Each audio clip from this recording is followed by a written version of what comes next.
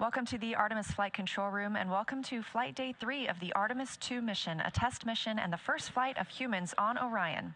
I'm NASA's Leah Cheshire Mustachio here in the Flight Control Room with the Orbit 1 team, now being led by Flight Director Jeff Radigan. It was a big day for the crew yesterday as the translunar injection burn was completed, committing Orion to fly around the moon on Flight Day 6 and return to Earth on Flight Day 10. Today we have another burn scheduled. That's the OTC-1 burn, Outbound Trajectory Correction 1. That's slated for 5:49 p.m. Central Time and would be an 8-second burn using the reaction control system thrusters. We've also been getting some imagery down from Orion, taken by the crew after the translunar injection burn. This photo showing the beautiful Earth outside the window of the spacecraft as the crew was flying away. And this next photo, a backlit Earth as the crew was departing from translunar injection. And if you look very, very closely up to the top of your screen, you can see the aurora borealis, and on the left in those clouds, a couple of lightning strikes. The crew continuing to get beautiful views from Orion, and we're even getting some views from the spacecraft as well. This is a live view from Orion and a camera on the tip of one of its solar arrays looking back at home sweet home and all of us on planet Earth. We are 1 day, 18 hours, and 47 minutes into the Artemis 2 mission. That's Mission Elapsed Time, or MET.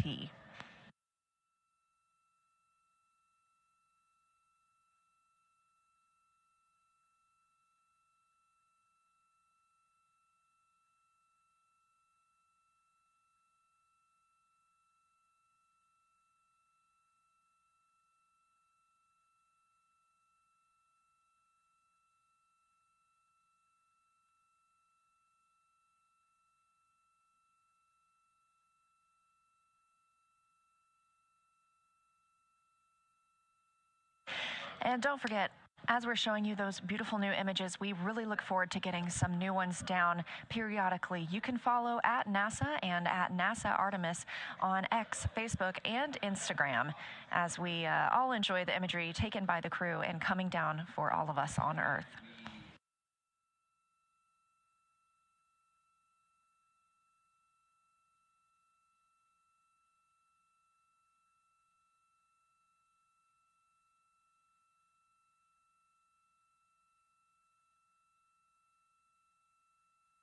The crew woke up at 12 p.m. Central Time today when they were flying approximately 99,848 miles from Earth, approximately 161,698 miles from the moon.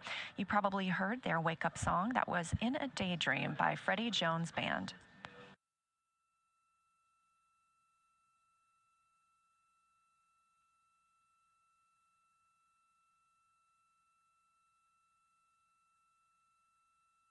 The crew is currently in their post-sleep time of the day. This is the time that they use to stow their sleeping bags as well as perform any hygiene activities, set up the cabin for their waking time, also gives them a chance to eat some breakfast. There are a lot of food options aboard for the crew. Of course, a very popular food item are tortillas. There are 58 in total on Orion.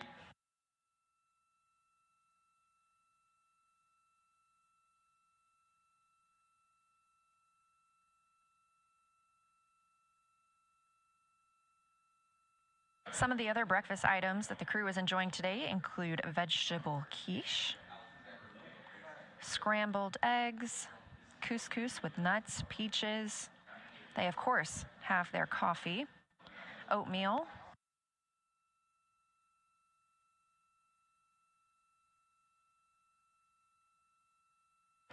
there's even a muffin being enjoyed today.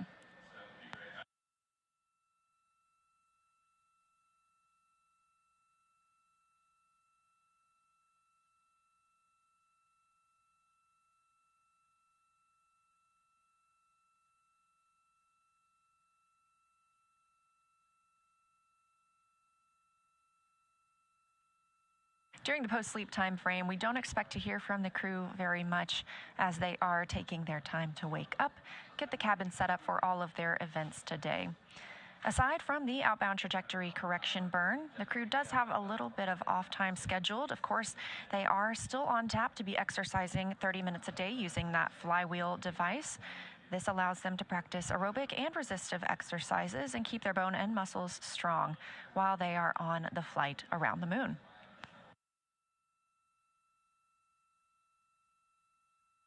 There's additionally a CPR demonstration today. The crew will use the medical emergency procedures to simulate methods of how to treat an airway obstruction as if they were in space. This is a test flight, so we're taking every opportunity to test anything possible while the crew is on their 10-day mission.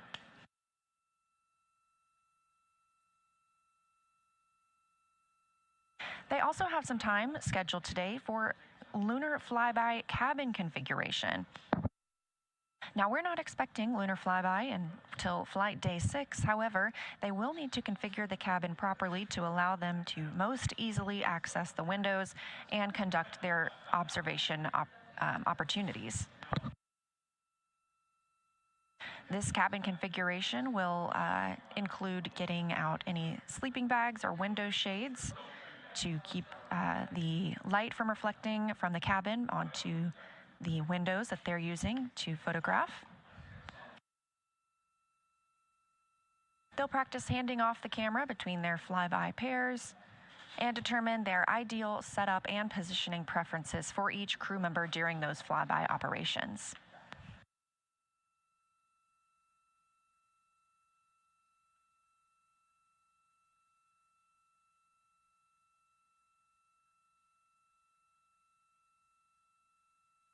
We also have a Deep Space Network Emergency Communications Development Flight Test Objective timeline for today. As we've discussed, the crew is able to communicate through the Deep Space Network, or DSN. This is the first crew in over 50 years to be using the Deep Space Network to communicate back to Earth. They were on TDRS, or Tracking Data Relay Satellite Systems, for a brief time yesterday afternoon as they were near our home planet. But the farther they get away, the more reliant we are on the Deep Space Network.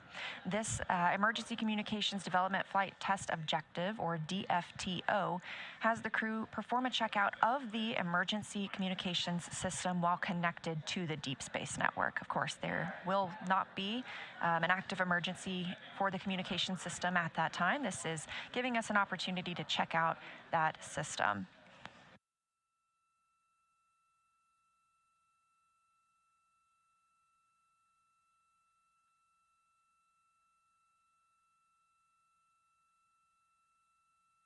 The crew is also slated to conduct some National Geographic filming today. National Geographic was selected through a competitive selection process to help tell the story of Artemis 2. The crew has a shot list provided by National Geographic, and they take some time each day to document what it's like to live and work on Orion.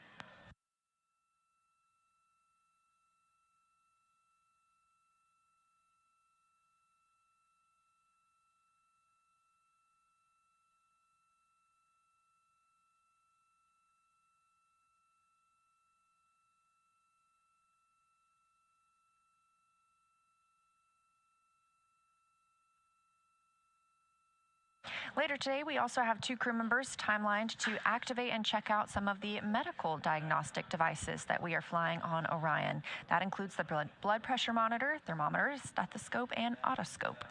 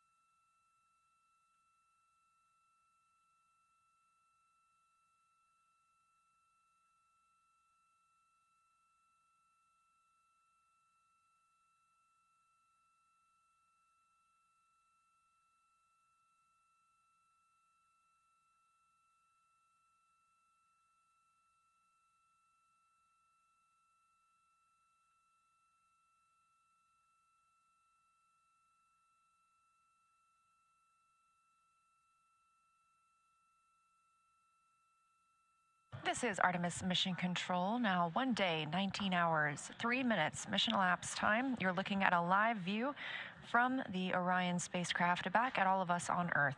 This camera is mounted on one of Orion's 4 solar array wings.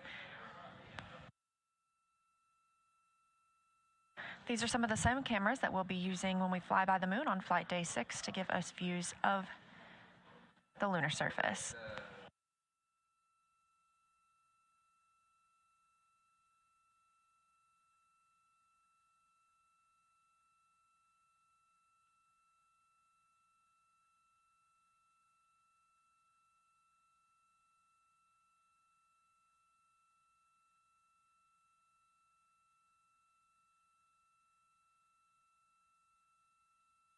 Now that we're at the start of another flight day, our crew is in their post-sleep period.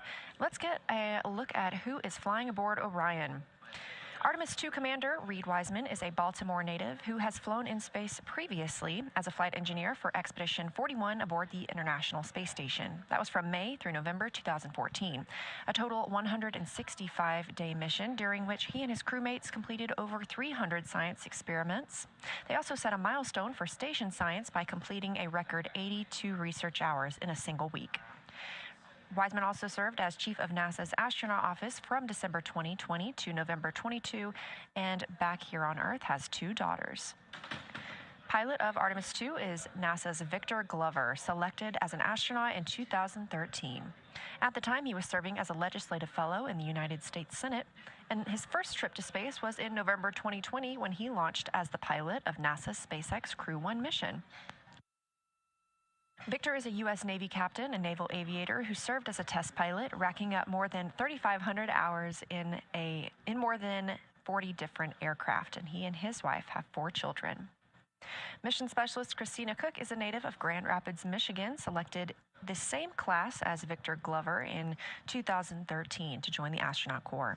She served as a flight engineer on the space station from March 2019 to February 2020, during which she set a record for the longest single space flight by a woman, totaling at 328 consecutive days in space. She also participated in the first ever all-female spacewalk, and before becoming an astronaut, she helped build space science instruments and led scientific field work. Her hobbies include surfing, rock climbing, community service, yoga, travel, and photography, and she is certainly getting a chance to practice that photography on this mission. First-time flyer and Canadian Space Agency astronaut Jeremy Hansen is flying to the moon as a mission specialist on the Artemis 2 mission. The London, Ontario native was selected as an astronaut in 2009 and since then has worked as a Capcom at NASA's Mission Control Center here in Houston. Capcom stands for Capsule Communicator. That's the single voice you hear communicating with the astronauts in space. He also participated in training exercises like living on the ocean floor off the coast of Florida for 7 days, all to simulate deep space exploration. And in 2017, he became the first Canadian to lead a NASA astronaut class. Jeremy and his wife have 3 children. That's who's flying aboard Orion. Again, this camera coming from the spacecraft. On the left side of your screen, you can see the European service module, just the bottom portion of that, and the OMS engine, the Orbital Maneuvering System engine. That engine alone provides 6,000 pounds of thrust, and that's what we used yesterday during the 5-minute and 50-second burn, the translunar injection burn that committed the astronauts to their lunar trajectory. They will fly around the moon on flight day 6 and splash down in the Pacific Ocean on flight day 10. That OMS burn is not intended to be used again. For all of these orbital trajectory correction burns, again, targeting the first one of those today at 5:49 p.m. Central Time, exactly 23 hours after the translunar injection burn, the spacecraft will use the reaction control system thrusters. These allow for much smaller, finer maneuvers, and that will only be an 8-second burn, helping the crew maintain their trajectory around the moon.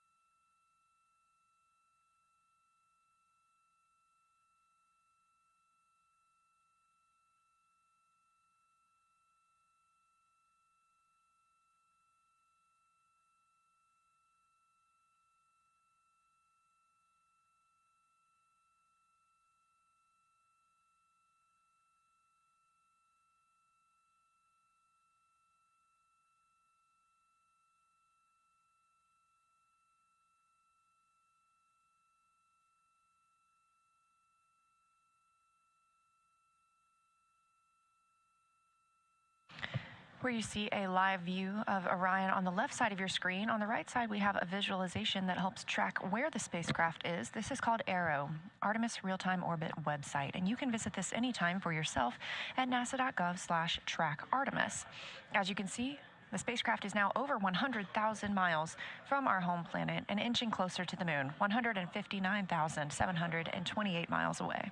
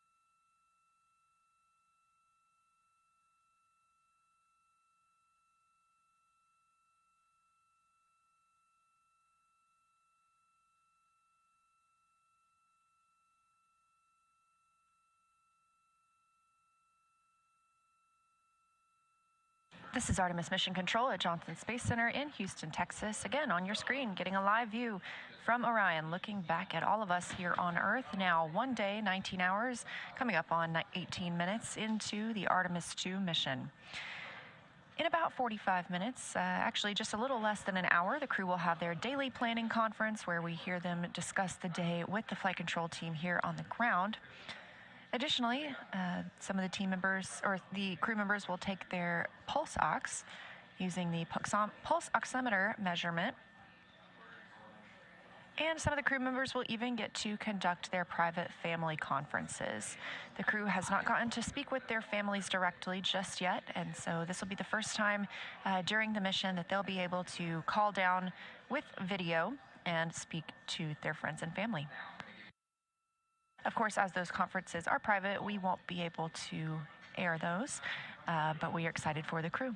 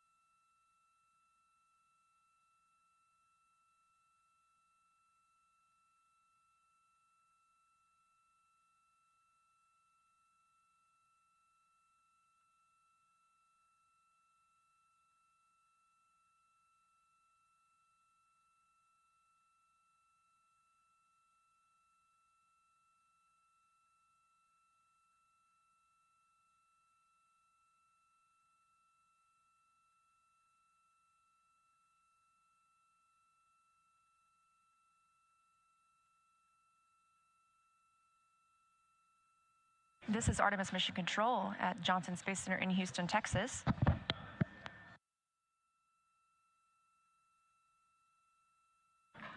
We are now exactly 3 days and 5 hours until the beginning of lunar flyby. Of course, the view on your screen from Orion looking back on Earth.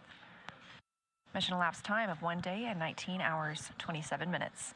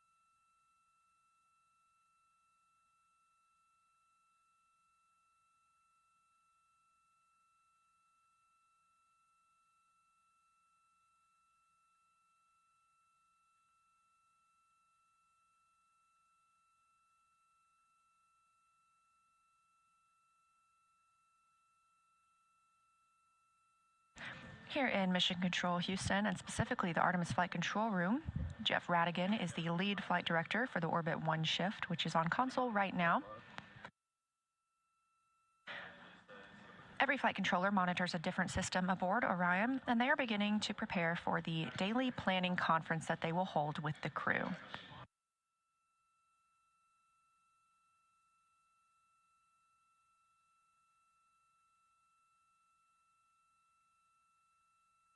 We're expecting that daily planning conference to come up in about 40 minutes. During that time, teams on the ground will report the status of the vehicle and any activities the crew needs to be aware of as they move throughout their day.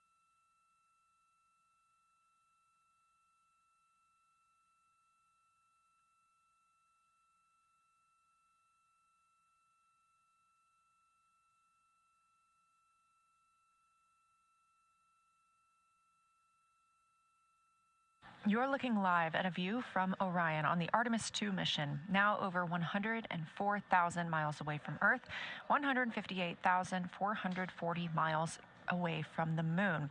We are 1 day, 19 hours, and 42 minutes into this first flight, a test flight with the crew. And you're getting a view right now from a camera on the tip of the solar array wing, one of 4 solar array wings aboard the spacecraft.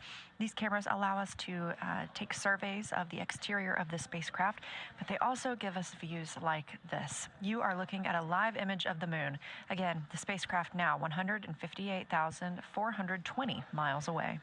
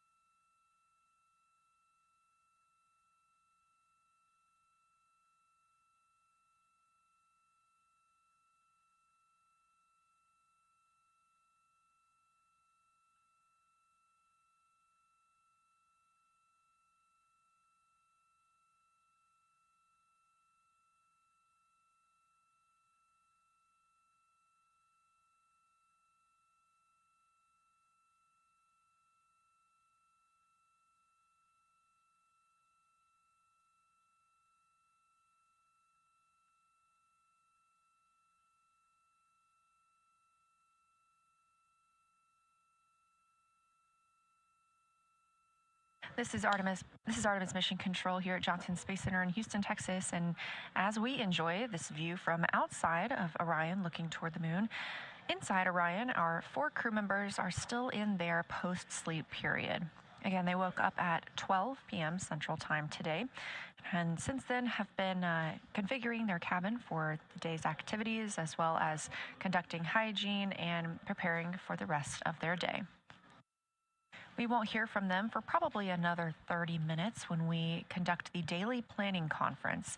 Here on the Orbit 1 shift, the flight director, Jeff Radigan, gathered inputs from all of the flight controllers on the systems aboard Orion and anything that they needed to ask or share with the crew for today.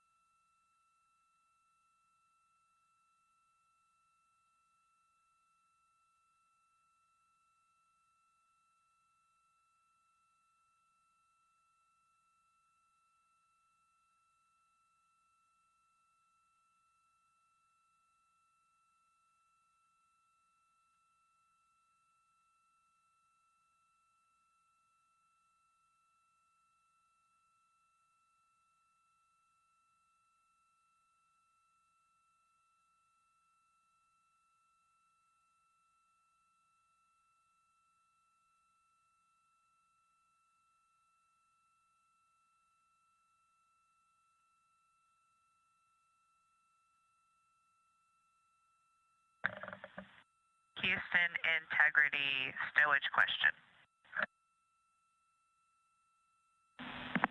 Good morning, integrity. We're ready to take your question.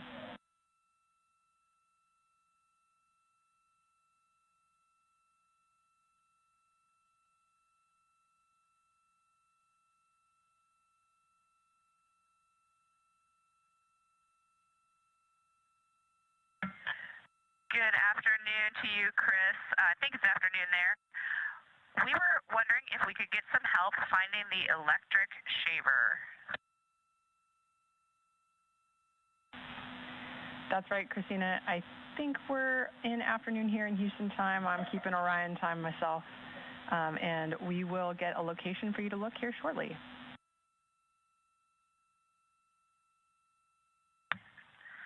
Thank you. Asking for a friend.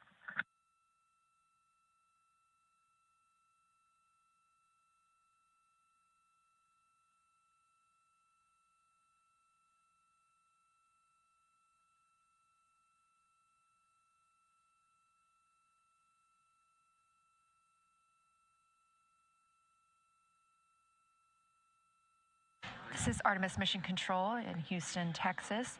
Some of our first calls from the day coming down from the crew. Since they have woken up, they're still in their post-sleep period. Again, they're able to conduct hygiene tasks at this time. And so that was NASA astronaut and mission specialist Christina Cook calling down to ask about the location of the electric shaver. Now, all of the items that are in Orion are carefully tracked and stowed, so that way when a crew member calls down looking for any piece of equipment, flight controllers here can look up exactly where they are able to locate it within the spacecraft. So while teams on the ground are checking, they will be searching their systems and relay back up to the crew a very specific location that they can expect to find that shaver.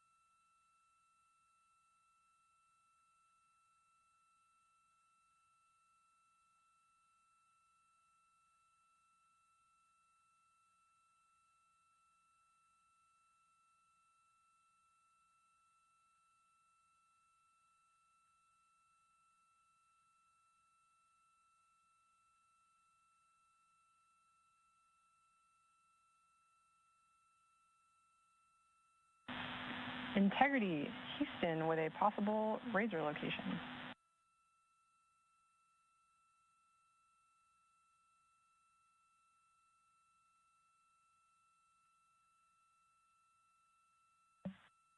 Good morning, Chris. We are ready. Go ahead. Good morning, Christina's friend. You may look for the Razor in locker D, bag 6. We'll have a purple label. This is Reed's suitcase, and we expect it to be located in the crew hygiene kit.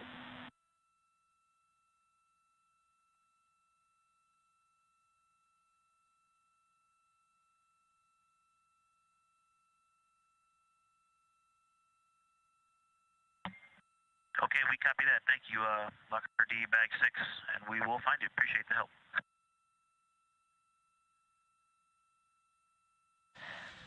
This is Artemis Mission Control. That call from Capcom and NASA astronaut Chris Birch being received by NASA astronaut and pilot of the Artemis 2 mission, Victor Glover. If you recall, recently NASA's Christina Cook called down to inquire about where the crew might find an electric razor. And if you listened closely, you heard the team on the ground is able to provide the exact location and locker where that would be stowed.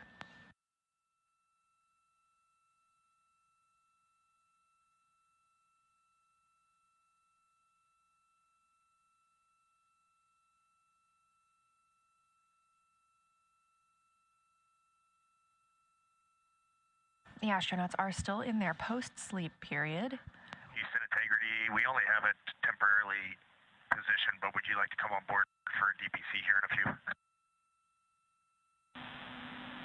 Good morning. Yes, absolutely. We would love that.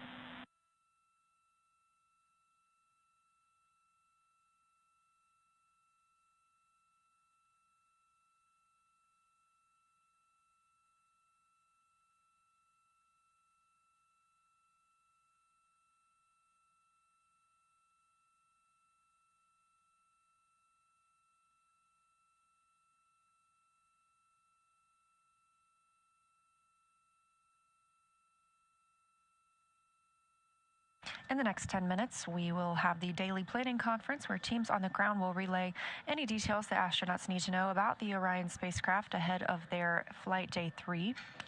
This view coming from the spacecraft looking toward the moon. At this time, Orion is 157,560 miles away from the moon.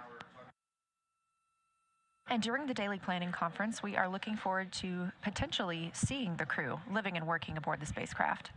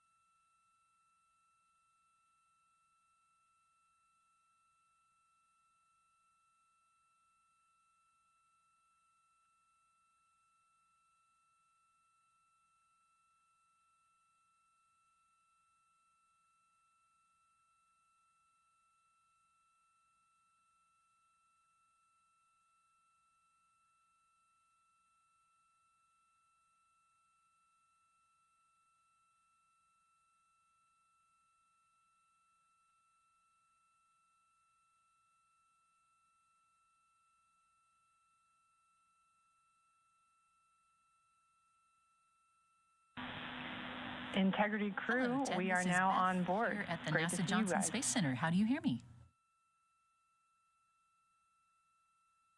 Fantastic. Yes, this is the main Copy those feed and thumbs. the only Great feed to that see will you be guys. providing Good audio morning. to the conference.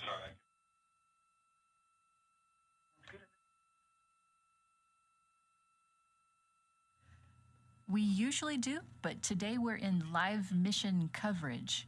So if you have music that you would like to play, that might be a good thing today.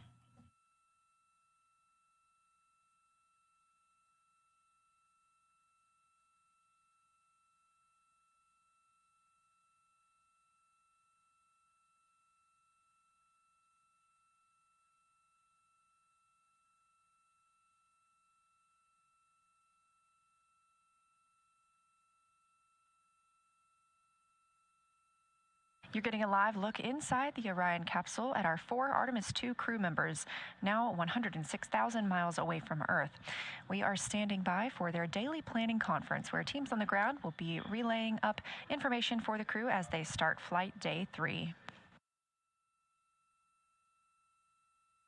From left to right, we have NASA astronaut Christina Cook, Reed Wiseman, Victor Glover, and on the far right, Canadian Space Agency astronaut Jeremy Hansen.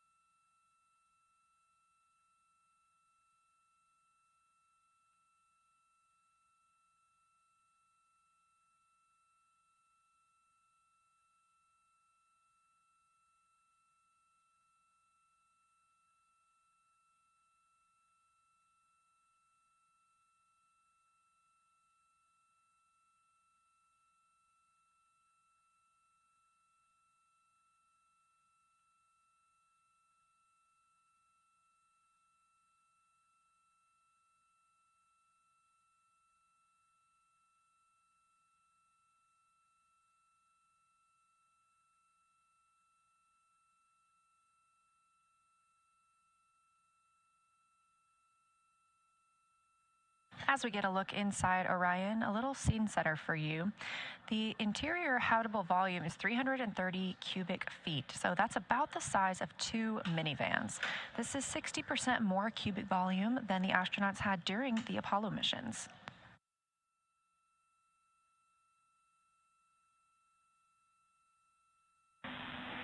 Integrity, small request, if you could tilt the camera down slightly towards the lockers. We have a great view of Christina and some of the boxes up above.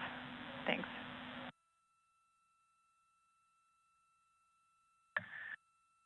Yeah, no problem, Chris. I did not mount it. I just kind of friction fit it, and I'll get a better spot for it later today, and we'll get a more permanent mount going. Sounds like a great plan. Thanks.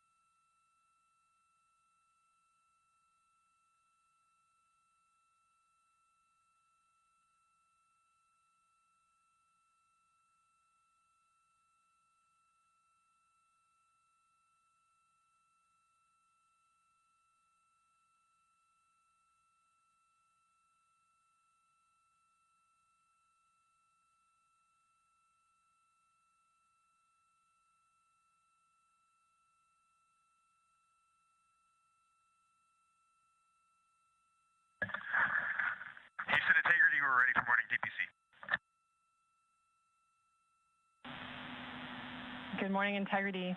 We are so happy to be on board with you today. You guys look great. That cabin config looks amazing. We would love to be on board as much as possible today.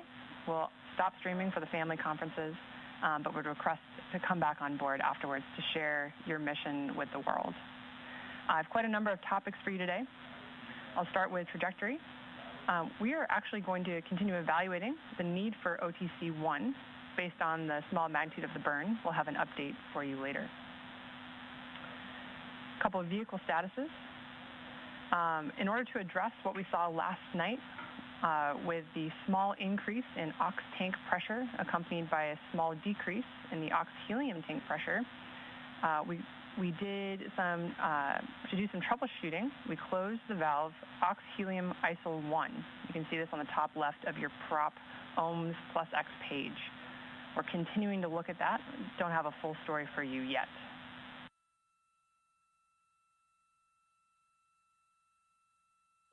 Okay, I'm not at the displays right now, but I will take a look at that soon. Great. And then just a reminder for the memorized response for the manifold run box, plus X manifold run box fail message we saw last night. Memorized response would be DAP free first, then secure SM prop.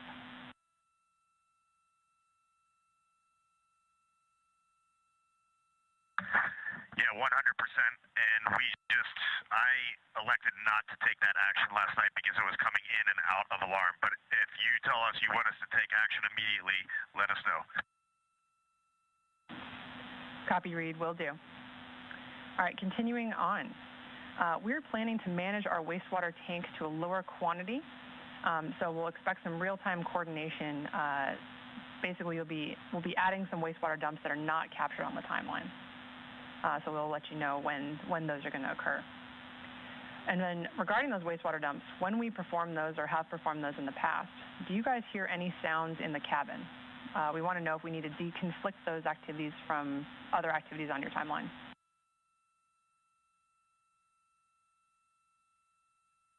No sounds, but it is certainly visible. Copy that. Thanks. All right, regarding the PWD delayed flow termination, we wanted to let you know that this is actually behavior we've seen on the ground, but we'll still take any data that you gather from the flight. And there are some prompts in the mission summary for that. We can turn to that at the end of this update.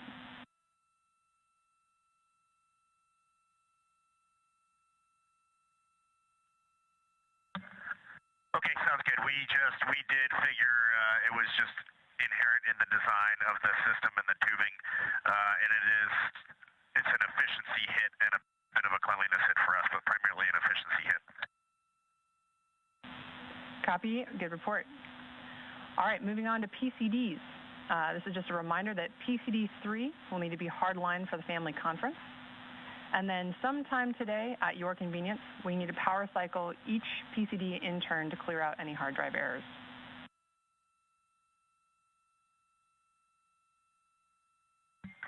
Copy that. We'll get on that after DPC. Great. And then finally, some feedback on science collection.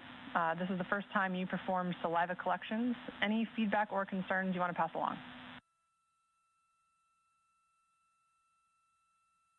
None that we can't do in debrief after the mission. It was fine. Okay, copy all. Now we are ready to take any answers you have from the mission summary and answer your questions.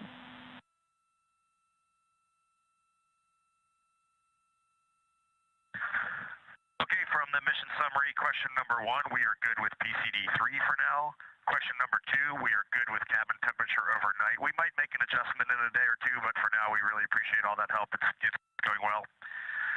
For question number 3, I think we just covered that. It is primary and secondary. For question number 4, we put a lot of thought into that, and we definitely agreed that your method was the best. Ike did a good job putting some towels around the dispenser, and overall, he and Christina had a very good cadence going of doing the fill. So that was about the ideal way to do it. It was not very messy once Ike got it going. And then for question number 5, we would like to just have Christina Christina call you later when she's got some gray space. All right, copy out. Good plan. And one go back on number 3 for the PWD. I think we're all synced up, but that has been since day one. That didn't just start happening. It's just due to the design of the tubing. Yep, copy that clarification.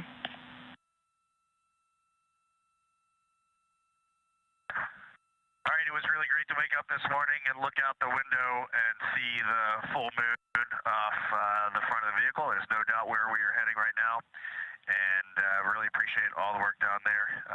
It was also really awesome. Thank all the FIDOs. I can't believe that actually all worked. And when I saw that OTC-1 was like a 0.8 meter per second burn this morning on targeting, I thought we might skip it, and that is pretty impressive. All right, signing off. Thanks, and copy all integrity.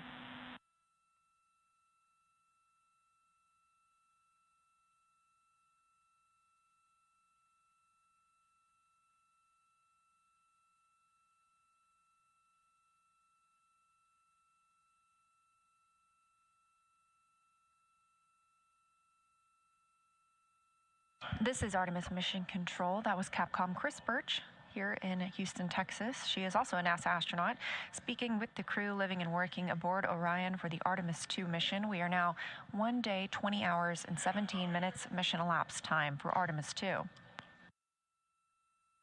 That was the conclusion of the daily planning conference. However, if you listen to the start of that conference, you did hear the relay to the crew that we hope to have the cameras on as much as possible throughout this flight day to allow us to share their journey with the world. So we intend to be able to share the crew with you as much as we possibly can.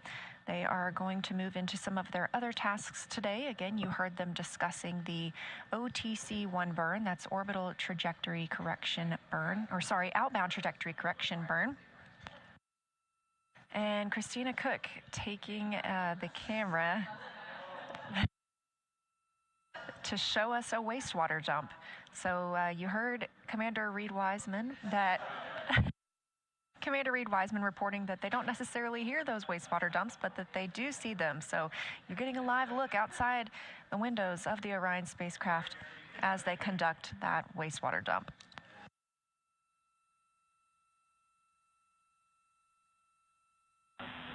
Integrity, we copy that successful wastewater dump.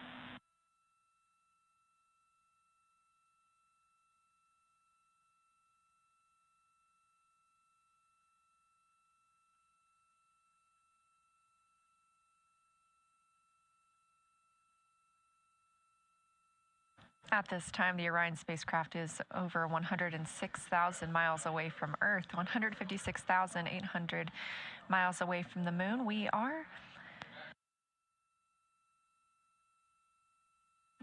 moving along with the crew's day. We intend to see them quite a bit, but we are going to not have views for a very short time as they are going to be speaking with their families. These are timelined opportunities to speak with family members down on the ground, so we do turn off the cameras for their privacy at that time.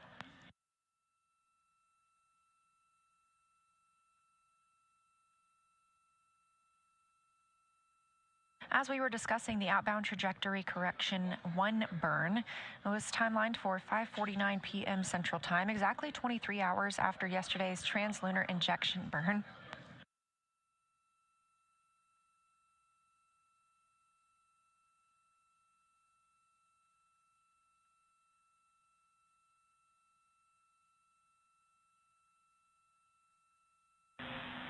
Integrity, we are all configured for the family conference.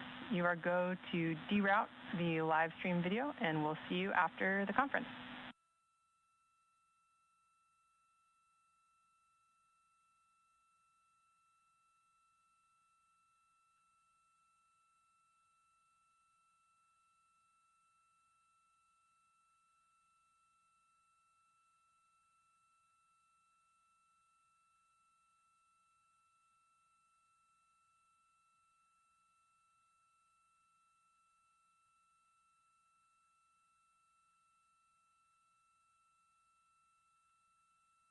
As we mentioned, the crew is getting into their private family conferences, so we are not going to having views inside the cabin at this time, but a pretty good view from one of those solar array wings looking at the moon, again, about 156,800 miles away from the spacecraft.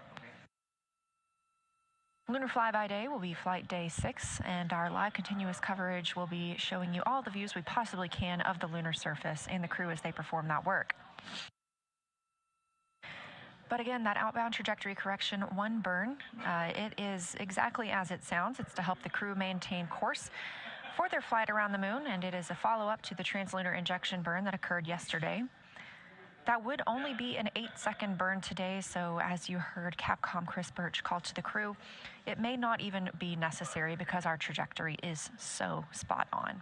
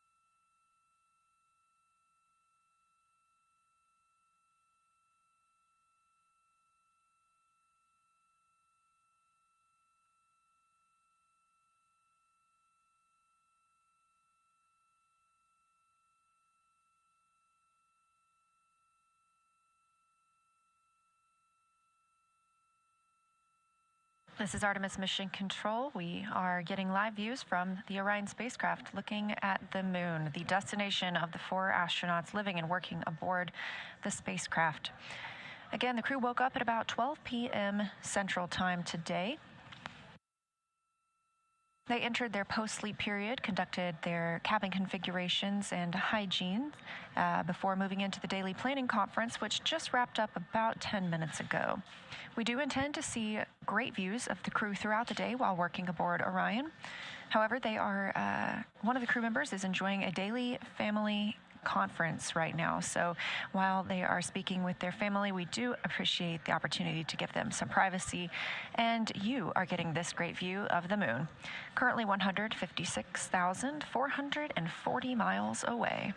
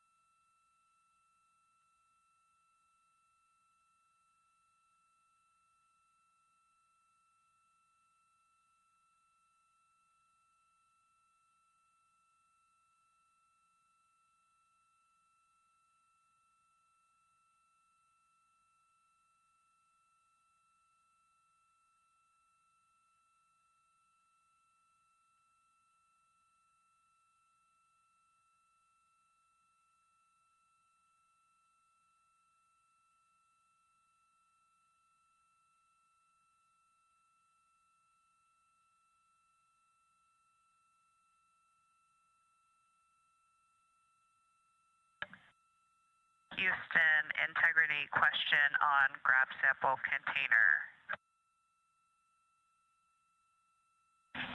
Christina, ready for your question.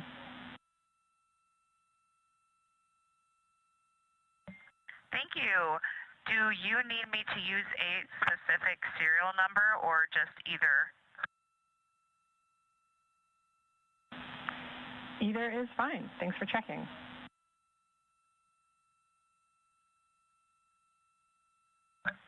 Copy, thank you.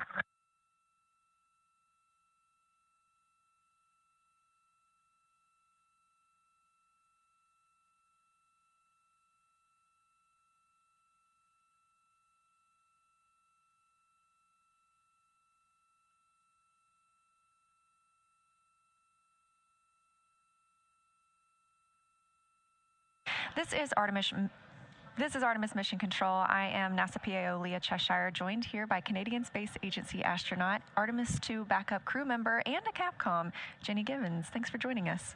My pleasure. Thanks for having me. So I would love to know a little bit about your experience as a Canadian Space Agency astronaut. What has that journey been like for you? It has been overwhelmingly positive. I mean, I feel very lucky to be in the role that I'm in, but it's just really the honor of my life to work missions like this. Like seeing one of my very dear Canadian colleagues and my other dear friends in space has been pretty phenomenal. So the past few days have been exceptional, but also just to be embedded here at NASA as a Canadian astronaut. We have an excellent partnership and we're boots on the ground here at NASA. And I see every day really the results of what you get when you have a shared mission and you work together, and we just have a really bright future. I feel very positive about being here. I agree. It's very exciting. So you've been training as an Artemis 2 backup crew member alongside the crew very closely. Can you tell us what that's been like? Yeah, absolutely. It's been a long road. So backup crew members, we're kind of in an interesting spot because we do all of the crew training, and it's a very developmental mission. It's very nascent, so we're still learning. We do a lot of developmental work and contribution. Right there alongside with the crew, there were 6 of us assigned to this mission, and 4 of us are up there now. So that's a joy to see. And as we approach the mission, my work really transitioned to support. So what can I do to get these guys safely off the ground? Andre and I both worked as astronaut support people. You saw Dre strap our crew into the capsule, which was very cool. And now I have the pleasure of sitting the Capcom console. So supporting them with my training and knowing what they know. And I have a lot of joy every day I see them up there. So it's been great. Fantastic. And you mentioned the Capcom console, so you are going to be our Capcom, our capsule communicator, during lunar flyby. Aside from participating in sims, the simulations alongside where the crew is in the simulator, we're here in Mission Control Houston. How else have you been preparing for that monumental day? I have had the pleasure of working very, very closely with our science console. So for Flyby, we'll have Kelsey Young in there. She is a phenomenal geologist, along with many of our other science support people, and they really have been training us about how to observe the moon in a way that's accurate and helpful, but also just beautiful. Like, imagine what these crew are going to see. I just can't wait for that shift, like talking to them as they approach the flyby, fly so far away from our Earth, look back and observe both the moon and observe our own Earth. It's just an honor to share that milestone with them. So a lot of crew training, a lot of work with the geologists, which also has been a joy, and my own preparations about how I just want to share this with the world. I want people to be really proud when they see our crew do this and see themselves in the words that they share. We are so excited. I am counting down the hours. In fact, we are 3 days, 3 hours, and 49 minutes into the beginning of lunar flyby. And so talking about your Capcom experience, you were the lead Capcom for Expedition 63 aboard the International Space Station. So how did that help prepare you for this, and what are some similarities and differences? Absolutely. Well, flying the ISS is obviously, you have a lot of the same roles here in Mission Control, but it's very different. This is a very small ship. We have our crew totally plugged into what's happening all the time, a very defined mission and a much shorter mission. So I would say it's much busier. But our ISS training has really equipped us well. So like the relationships that I formed on that increment, I am seeing a lot of those flight controllers in the room with me for TLI. We had the same INCO or like comms controller here, that was a joy. So really relying on the relationships that I formed earlier, that's just paid dividends and has been so positive to see those people shine in their roles. And then you just learn how to talk to your friends in space. And what a cool thing. What a cool thing we get to do. So really, we laid the groundwork in a lot of our ISS work for this mission. Yeah, truly an honor. And so before we wrap up, I know you do need to get back to the Capcom console. Do you have any parting words? Anyone you'd like to give a shout out to here? Yeah, absolutely. I have to give a shout out to the families. So seeing the resilience that the families of this crew and my own family have shown as we work to go further than we've ever gone before. You guys are amazing and the unsung heroes of this mission. And I just had the pleasure of being with a few family members during the launch, and it was beautiful. We had a few words, many smiles, many tears, and it was just a joy to see these people experience their crew members achieve their dream. I will truly remember it forever, and I am so proud of you. It's beautiful. Thank you, Jenny. Thank you for bringing this mission to the world as well. And we are counting down the hours to lunar flyby, but for today, focused on Flight Day 3 and all that the crew has to bring to us. So thank you again. I love it. Let's do it. Thank you.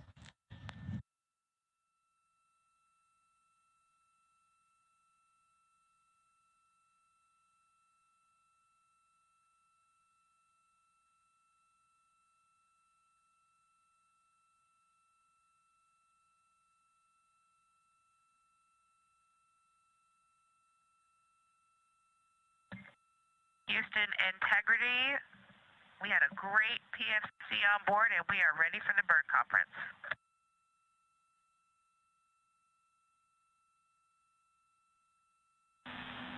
Copy, Integrity. Great timing. We just finished our discussion about OTC-1. And with such a low magnitude OTC-1 and with a low magnitude OTC-2 with a no perform of OTC-1, we are not going to perform OTC-1. Ground is going to proceed through the OpNav calibration, and then ground will cancel the burn at MET 1 day, 21 hours, 50 minutes after the OpNav pass. How copy?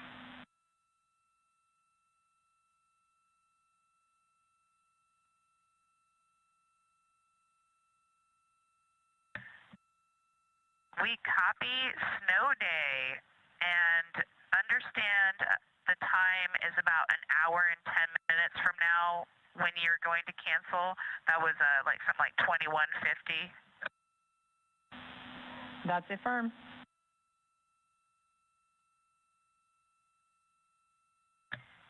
Great. Would you like us to follow along or do any steps before then?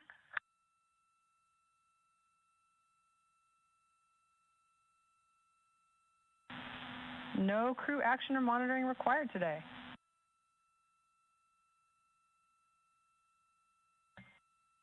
Okay, we will take the time to get this cabin looking good, and I think you can come back on board in the HHP camera. Sounds great. And Christina, thank you. We'll take you up on it, and we'll be coming on board.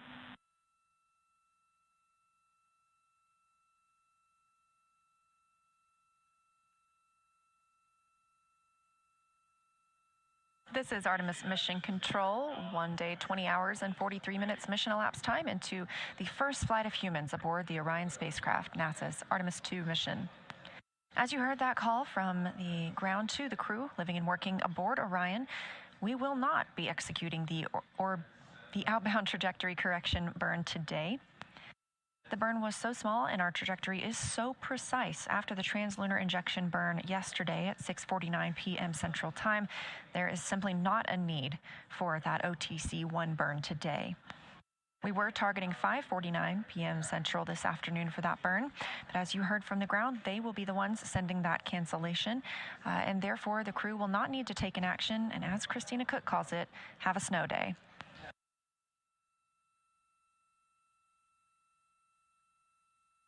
This is a live view outside the Orion spacecraft looking at the moon, 155,860 miles away.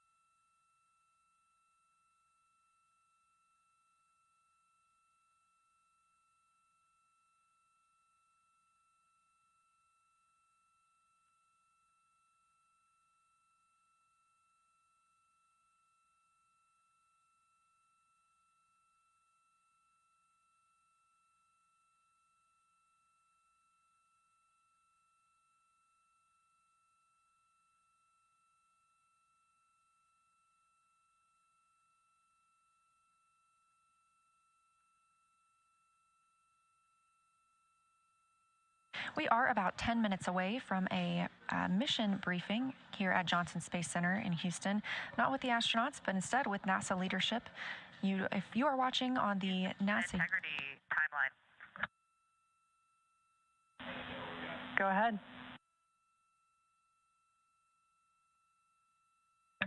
Hey, Chris. Reed is complete with his EMER mask deploy for the spare mask. And we have a question about the PCD-4 when convenient. I'd also be ready to do the trash mini conference when convenient. And before we act on either of those, Reed has something for you regarding his PWD activity. Copy all. We're ready. For the PWD video, do you want that on an iPhone, on an HHP camera, or just whatever? Are you going to download that later? You're not looking to download it today?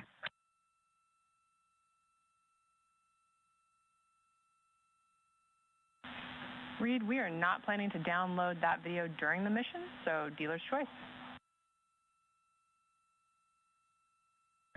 Okay, awesome. Thank you. That was Commander Reed Wiseman calling down about a timelined activity for the crew today. The PWD stands for Portable Water Dispenser.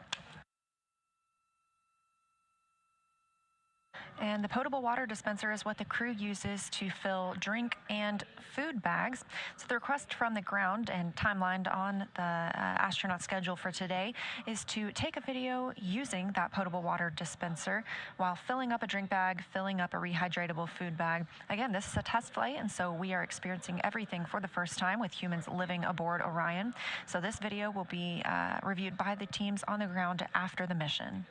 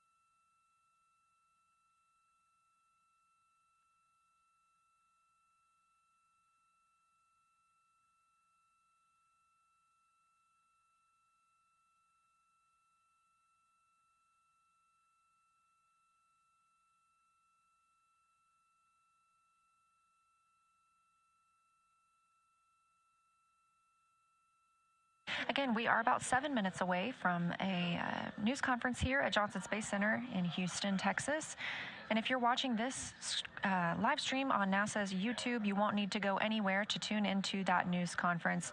However, if you want to continue watching this mission coverage, we do have a second stream of views available on NASA's YouTube. So you can just back out of this stream, click on that other one, and we will continue providing views of the crew and commentary here in Artemis Mission Control.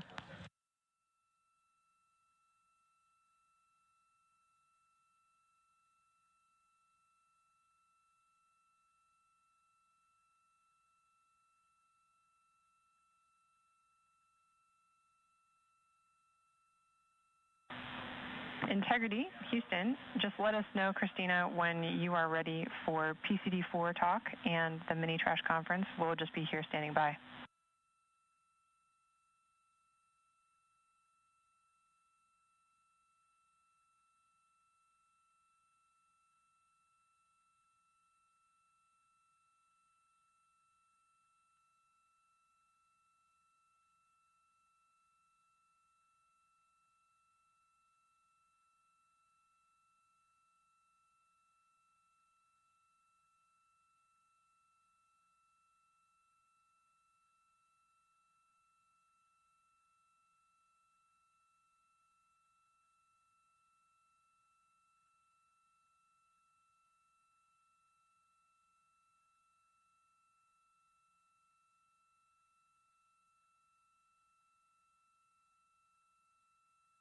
And I'm ready, Chris. Go ahead.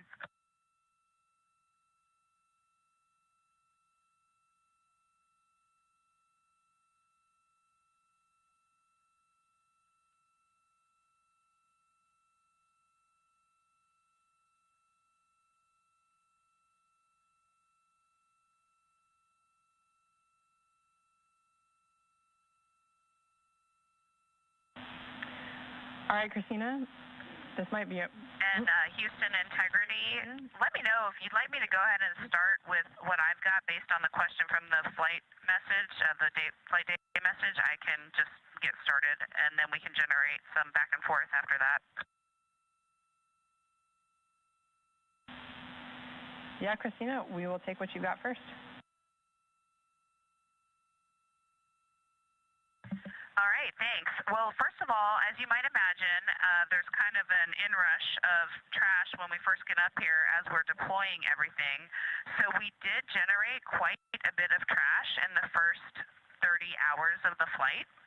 We've been managing that by kind of finding hidey holes for it and putting some of it back into empty locations. The majority of it is in official Orion trash bags. However, some of the packing material was just packed back into some of the Ziplocs that were part of the unpackaging process. So one question we have is, our understanding is that we were basically free to put trash into open locations in CTBs as it was generated, and that the hope or priority would be locations in the D and E lockers. We haven't really opened up much space in CTBs there, like there aren't any fully empty CTBs to start packing with trash. So our ask is, do you have a recommendation for where we should start prioritizing putting the Orion trash bags as we generate them, and potentially a request to consolidate some stowage so that we can designate a CTB that's all for trash?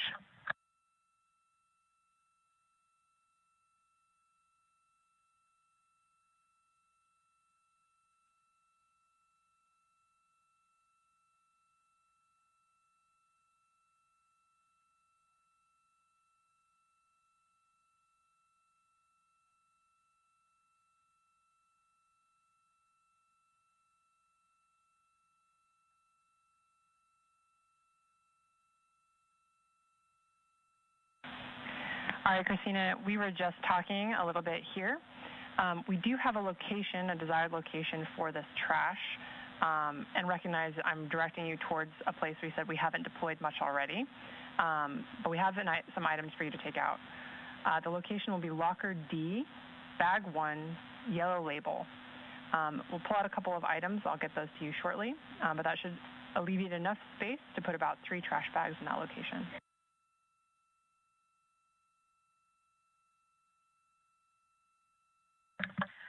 That sounds great, and that will cover the loose trash that we have right now on board. We have about 4 bags altogether, and we found a home for one of them.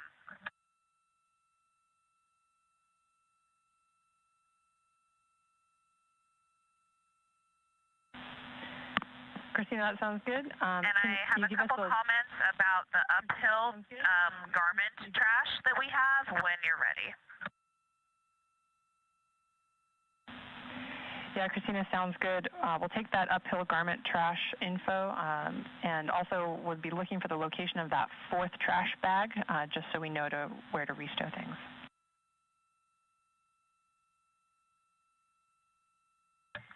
Okay, perfect. The uphill garments, so the comfort garments, we put into the Flight Day 1 clothing bags. So we basically just swapped the locations as we changed into our Flight Day 1 clothing, and we restowed it into the locker that they came out of. Additionally, into that locker, we have our mag trash. It is currently double Ziploc bagged, but it is not in an Orion trash bag. And we'd prefer to keep it that way because we have all 4 single Ziplocked mags with their odor absorbing absorption sheets in one big Ziploc, so the 4 of them together would not fit in an Orion trash bag.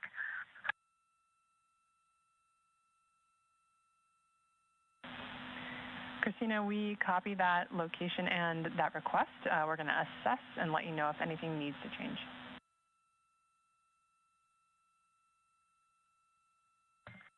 Awesome, thanks.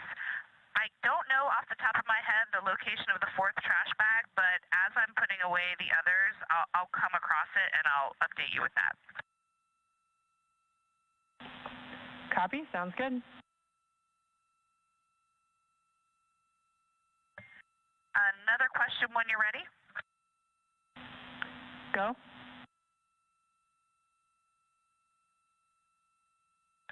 For all of the packing material, this would include clamshells, bubble wrap, Ziplocs, and regular Ziplocs.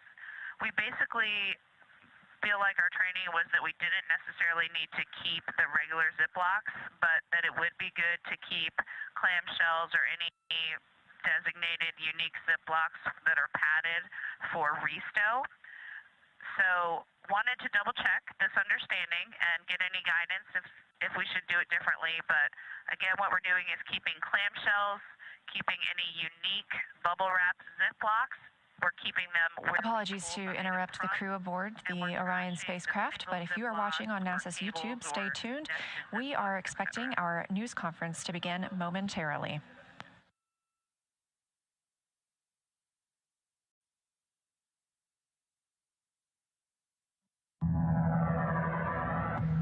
The Artemis 2 mission is a test mission of the Orion space capsule. Artemis 2 will be the first time we put humans on this rocket.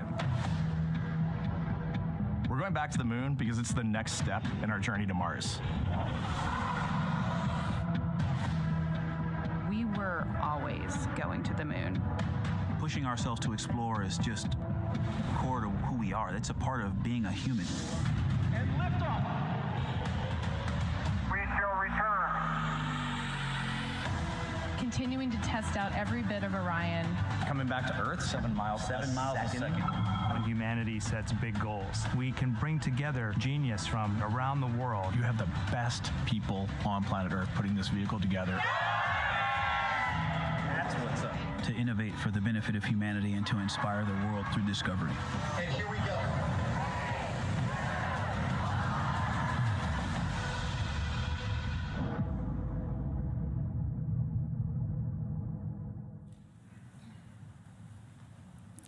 Good afternoon and welcome to NASA's Johnson Space Center for our Artemis mission status update. We are joined today by Lakeisha Hawkins, Deputy Director for NASA's Artemis program, Judd Freeling, Artemis 2 Flight Director, and Howard Hugh, Orion Program Manager. We'll be taking questions from here in the room and through our phone bridge, but before we kick that off, we will go ahead and start with opening remarks. Lakeisha, go ahead. Thank you, and welcome to the 3rd day of Artemis 2.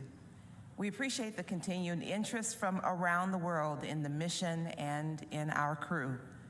Since yesterday's translunar injection burn to send the crew around the moon, the mission continues to perform well overall, and the crew is in great spirits. Currently, the crew is more than 100,000 miles from the Earth and about 150,000 miles to go away from the moon. Victor said that we call amazing things that humans do moonshots for a reason. And indeed, this is literally and symbolically our moonshot that we're in the middle of.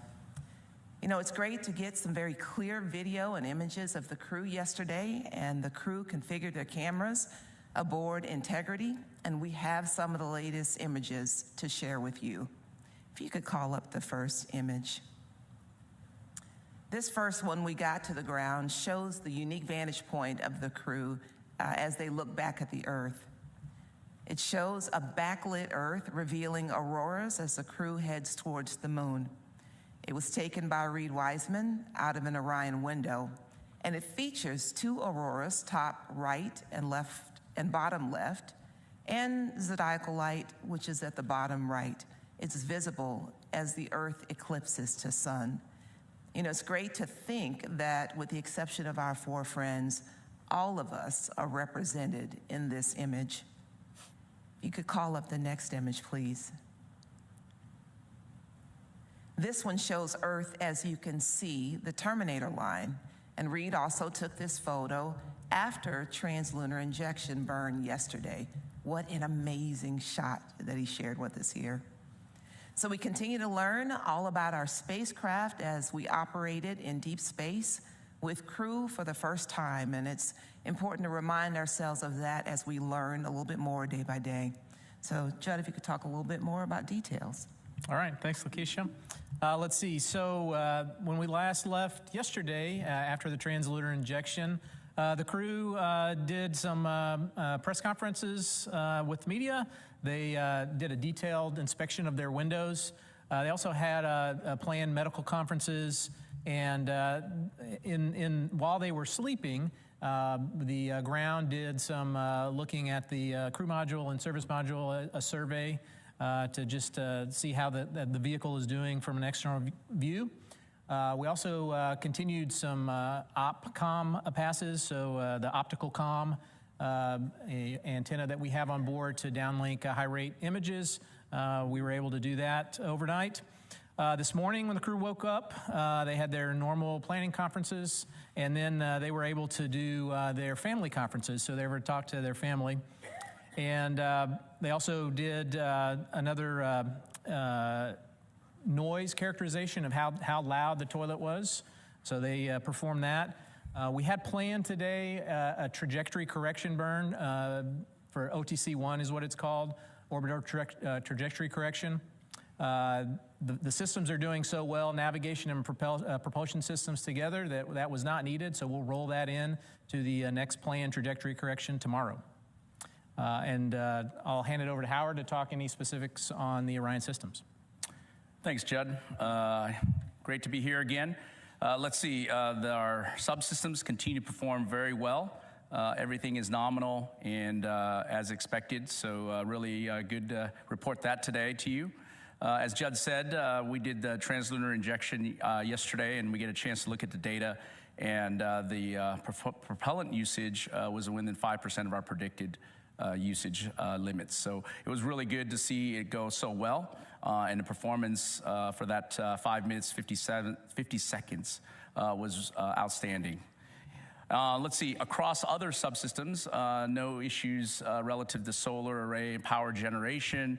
The air revitalization system is doing very well. We are scrubbing CO2 at very good, healthy levels. We're keeping the humidity in the right range.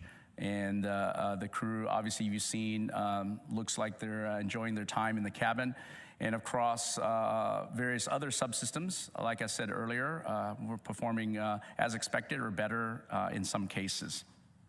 Now we are working through one issue with the SM prop in terms of pressurization. So we have helium that pressurizes the propellant tanks, basically pushes out the oxidizer and the fuel in order to make some of the major burns.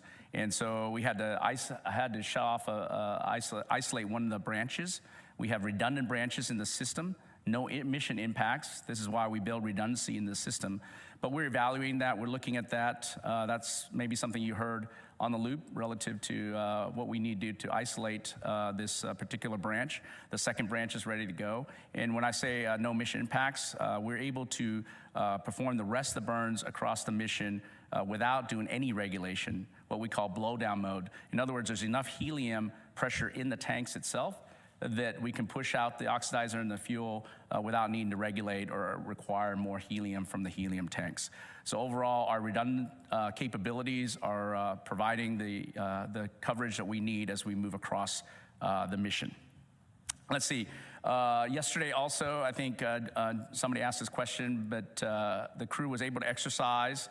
And I said yesterday, I think we talked a little about any performance implications on the guidance navigation control system and talked to our experts, and there were no implications on that. So performed as expected in terms of what we thought the forces that would get imparted when the crew does the flywheel. that we addressed that very clearly through our design. And I'm happy to see that performance held up very well. Let's see, I have, I guess, my own couple images that Lakeisha showed you some, and I have a couple of my favorites. So the first one is just awesome to see from our spaceship. Out the window, our beautiful home planet, the Earth. I believe Reed took this picture, and it just brings a lot of great emotion to me, and to see that picture being taken. I know there's a lot of other pictures that we're gonna see that are just gonna be outstanding and fantastic to be able to enjoy. And then the second one, I had not seen the crew in a while. I've obviously heard them, but to see them in the interview, I do believe that I think Jeremy is too comfortable that way. I'm not sure he's working that hard, so I'm gonna have to check to see if he's doing anything more than just laying there on the side here. But great to see the crew, great to see their smiling faces, and hear them talk about their experience already so far. And I can't wait to talk to them when they land home back Earth. And I think that's it for me today. All right, thank you. We will go ahead and start our Q&A session. If you're in the room, please raise your hand if you have any questions. And if you're on our phone bridge, please press *1. We'll start right here with Mark in the back. Hey, hello everyone. Good to see you all again. Mark Strassman with CBS. John, I want to ask you a question, if it's okay. You know, there are millions of Americans, unlike people in this room, who are just catching up with the fact that there's a moonshot going on this week. Who knew? So I want to just sort of scoot ahead to Monday's milestone, the lunar flyby. Why does it matter? What do you hope to get out of it? So it matters because, you know, the whole point is to go back to the moon. The whole point of this mission is a campaign to get back to the moon. And the being able to see with human eyes the lunar surface is a huge milestone, right? And that just articulates the point, you know, that we're going back to the moon, we're going to stay there, right? And so this is the first step towards that. We'll obviously build upon that. We'll get eyes on the moon, kind of map it out, and then continue to go back and in force. Yeah, I think maybe I'll go next. I think for us, I'll just touch or follow on what Judd said, which is the building blocks. You know, we're building a transportation system. And to have a reliable and robust transportation system, you need to test flight the transportation system. And I think that's really important. We've demonstrated on Artemis 1 with uncrewed capability. We've added a very important aspect of it, which is the crewed capability. And that crewed capability enables us to really understand how, when we have people in the cabin, how the systems operate and the adjustments we need to make. You hear a lot of these kinds of things that over the loop, you know, minor adjustments we need to do. Certainly engineering expertise and the design we put in has a certain understanding, but until you put people in the mix and you operate it and really understand what you need to do to operate in this kind of environment, you don't get that until you're in that environment. So I think that's really important. Yeah, part of what we're doing is the technical aspects and what we are learning from taking ourselves around the moon. The other part, obviously, is what you talked about, which is capturing the imagination of people, right? And we have far more engagement than we had hoped to have, and we hope that it will increase as we continue to take further and further steps into this mission. Okay, we'll take our next question here in the front, and then Eric next. Hi, Mark Kirkman with NSF. This is probably for both Judd and Howard. I'm very fascinated, we just saw some imagery of the waste dump, and I'm very fascinated with the prediction of needing the correction burns versus what's going to be the reality. I was wondering, because there's so little available material on this on the subsystems, at least publicly available material. Can you summarize the things other than the waste dump that would affect or perturb the trajectory? What vents off of this vehicle as opposed to what we know from shuttle like Fest dumps and stuff like that? And were you surprised that you didn't need this burn? Are we tighter in the prediction than is the reality tighter than the prediction was so far? Yeah, so two parts to that question. First, so the major contributor to dispersions is what we call them, basically unplanned little tiny jets, are the carbon dioxide scrubbers. So they vent overboard, right? Vent the CO2 overboard. And so that's it's supposed to be a non-propulsive vent, but it has some propulsion to it. just like the urine vent has a little bit of propulsion to it. And so that causes minor trajectory deviations. Were we surprised that the orbiter correction or the trajectory correction was a no-burn? No, not at all. I mean, it's well within bounds. What happens really is we have a threshold by which if the required correction is low enough, that means that our fidelity on our lowest thrusting jets, our reaction control system, it's just not worth it, right? And so we'll just build up more errors and fix it on the next trajectory correction burn. I think it's really good to see that we don't need these minor correction burns. It shows that our navigation performance and our ability to get ranging has been outstanding, and that these venting things, whether it's wastewater or the life support CO2 venting, doesn't cause the disturbances that are greater than what we would expect in terms of our performance. And I believe, I think we might have skipped maybe two. I know we skipped one correction burn on Artemis 1 already. And so it's not unexpected. And so the flight control team gets an opportunity to determine when the delta V is very small, whether we actually need to execute that burn or not. Okay, Eric, go ahead. Eric Berger, Ars Technica. Yesterday, Howard, you made a comment about you wanted a little more humidity in the capsule, I think during the briefing, which as a Houston resident is always kind of funny to hear. But just now you mentioned that the humidity level was up and good. And maybe you could just talk about sort of the comfort in the cabin. I think there have been some questions about temperature. So kind of what temperature swings and what's the ambient temperature and sort of crew cabin comfort level?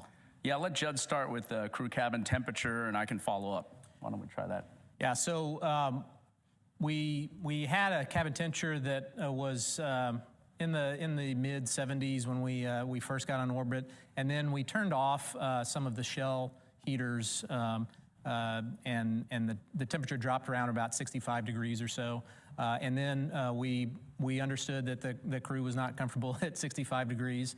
So we turned some of those shell heaters on. We lowered some cabin fan speeds to try to adjust that, and we've gotten it up into the low 70s, mid 70s right now. And as far as humidity, I think Howard mentioned this yesterday, but the carbon dioxide scrubbers really actually want some a good amount of humidity so that they work effectively. Yeah, so I'll answer. We've got a lot of different kind of knobs to turn to enable the comfort level or temperature changes. For example, the pressure vessel heaters that Judd's talking about, we can go up to 85 degrees. We're not anywhere close to that yet. So that's one knob, and we have other things where we could slow down the coolant loop speed as well in terms of how we trade the heat or the coolant that's necessary to go in the cabin as well. So a lot of different options are available. And overall, keeping a steady state relative to humidity in the cabin allows us to make sure we get good readings also from the CO2 and the CO2 scrubbing associated with that humidity. I do want to remind us, though, that this is a part of what we want to do. We want an opportunity to be able to exercise these knobs that Howard is referring to so that we have a good characterization of the system going forward. We understand the capability of the spacecraft and its systems. This is what we want. Okay, we'll take our next question right here. Thank you, Mark Carreau with Aviation Week in Space Technology. I wanted to refer back to the external survey you did with solar array cameras of the Orion and the service module, just to see if you saw anything initially of concern that would have been damage to the exteriors, or it looks good. Yeah, I have not personally seen the photos from our survey.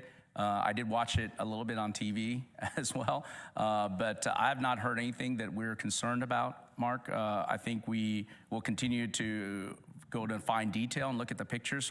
Our thermal protection system team is doing that right now, and they'll give me a report out tomorrow morning and show me anything that they found relative to any damage. But we don't see anything relative to the back shell panels or anything like that that would cause anything of concern based on a preliminary understanding.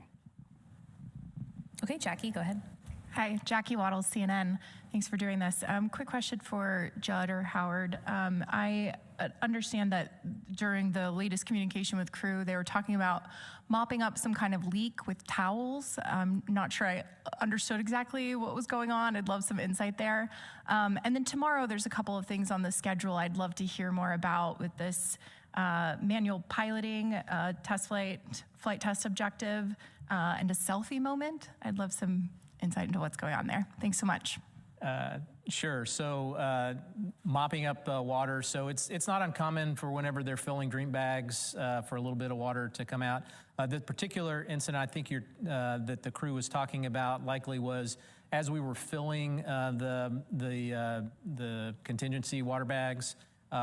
Whenever we had to fill them, there's a straw and a syringe, and you put a towel around it to make sure water didn't come out. There's also a feature of the potable water dispenser such that when you turn the valve off, it still dribbles out water for a little bit. So those are probably the couple of things that they're talking about. As far as tomorrow's objectives, manual piloting, so we're going to do 2 different modes. It's called 6 DOF and 3 DOF, 6 degrees of freedom and 3 degrees of freedom. It's different thruster modes of how much control that you have in all the axes and translation. So we're just going to, it's another test objective of how the vehicle handles. And selfie, I think that's probably a selfie of the Orion vehicle with the cameras. Yeah, very similar to what we did on Artemis 1, where we had, I think, the biggest selfie stick in the world and allowed us to take all those beautiful pictures. We were originally intended to have those solar array cameras do the survey that Mark was referring to that we did today. But because we were performing so well that we were able to use one of the arrays as a selfie stick, and so that was terrific. All right, we'll head to the phone bridge for a few questions. Our first question there is from Joseph Howlett with Scientific American. Hi, Joseph Howlett here, Scientific American. I'm curious about how the crew is faring on board, how their spirits are. I was surprised that they only got to talk to their family now, and how did those conferences go? Yeah, so we'll say a little bit about that. They are in great spirits, and they are really excited about the opportunity to be there and what's going on. Obviously, they've been very, very busy the first couple of days, especially leading up to translunar injection. But now that we've gotten through that, that's why there's been an opportunity for them to do things like have a conversation with their families. And in terms of the great things that are going on, they did get awakened this morning with a song called In a Daydream by the Freddie Jones Band. So there's a lot of fun things going on in addition to a lot of hard work. Okay, our next question on the phone bridge is from Micah Maidenberg with the Wall Street Journal. Hey, I just had a couple of quick ones for Judd. Judd, I wanted to make sure I understood this lunar science observation period. So during that 6-hour period, that's when Orion's traveling around the far side of the moon for the entire stretch of that, or not?